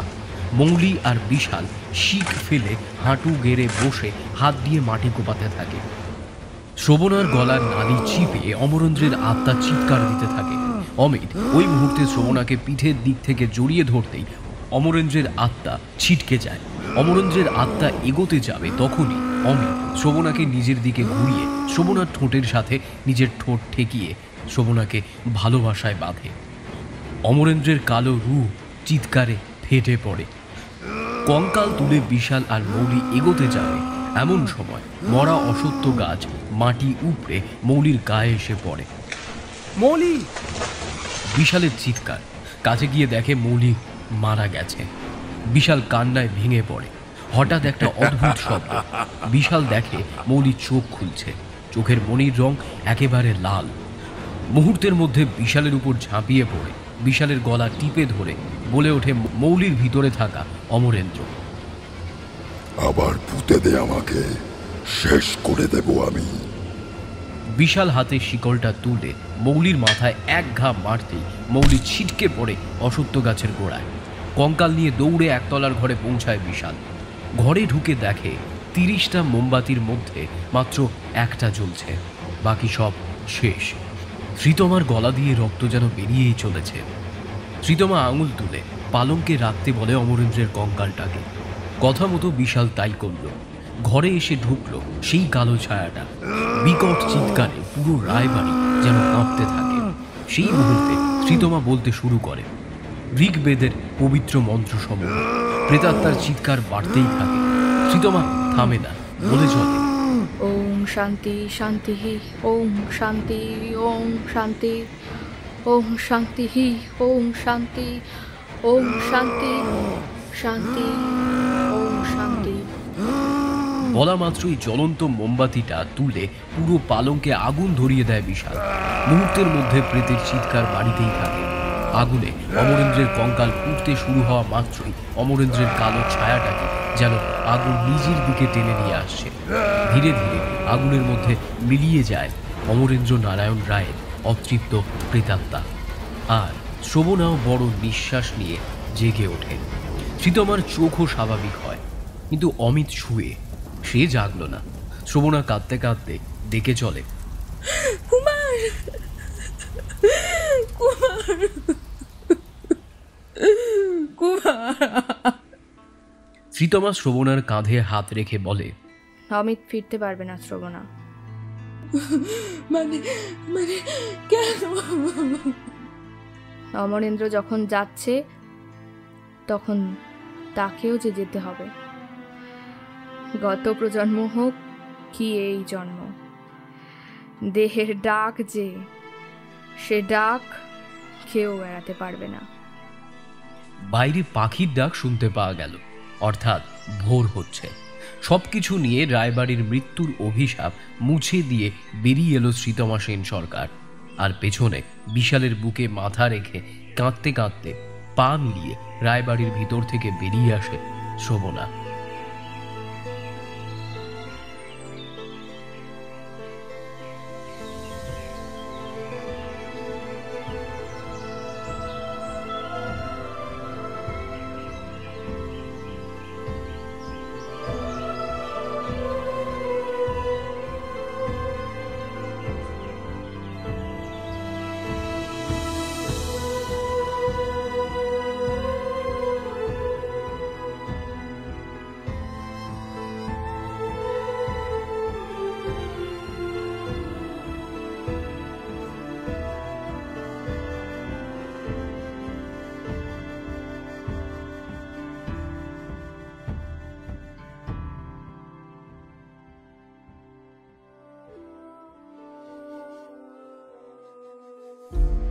আজকের গল্পটি আপনাদের কেমন লাগলো এবং শ্রীতমা চরিত্রটি বা আপনাদের কেমন লাগলো তা অবশ্যই কমেন্ট সেকশনে জানাতে ভুলবেন না।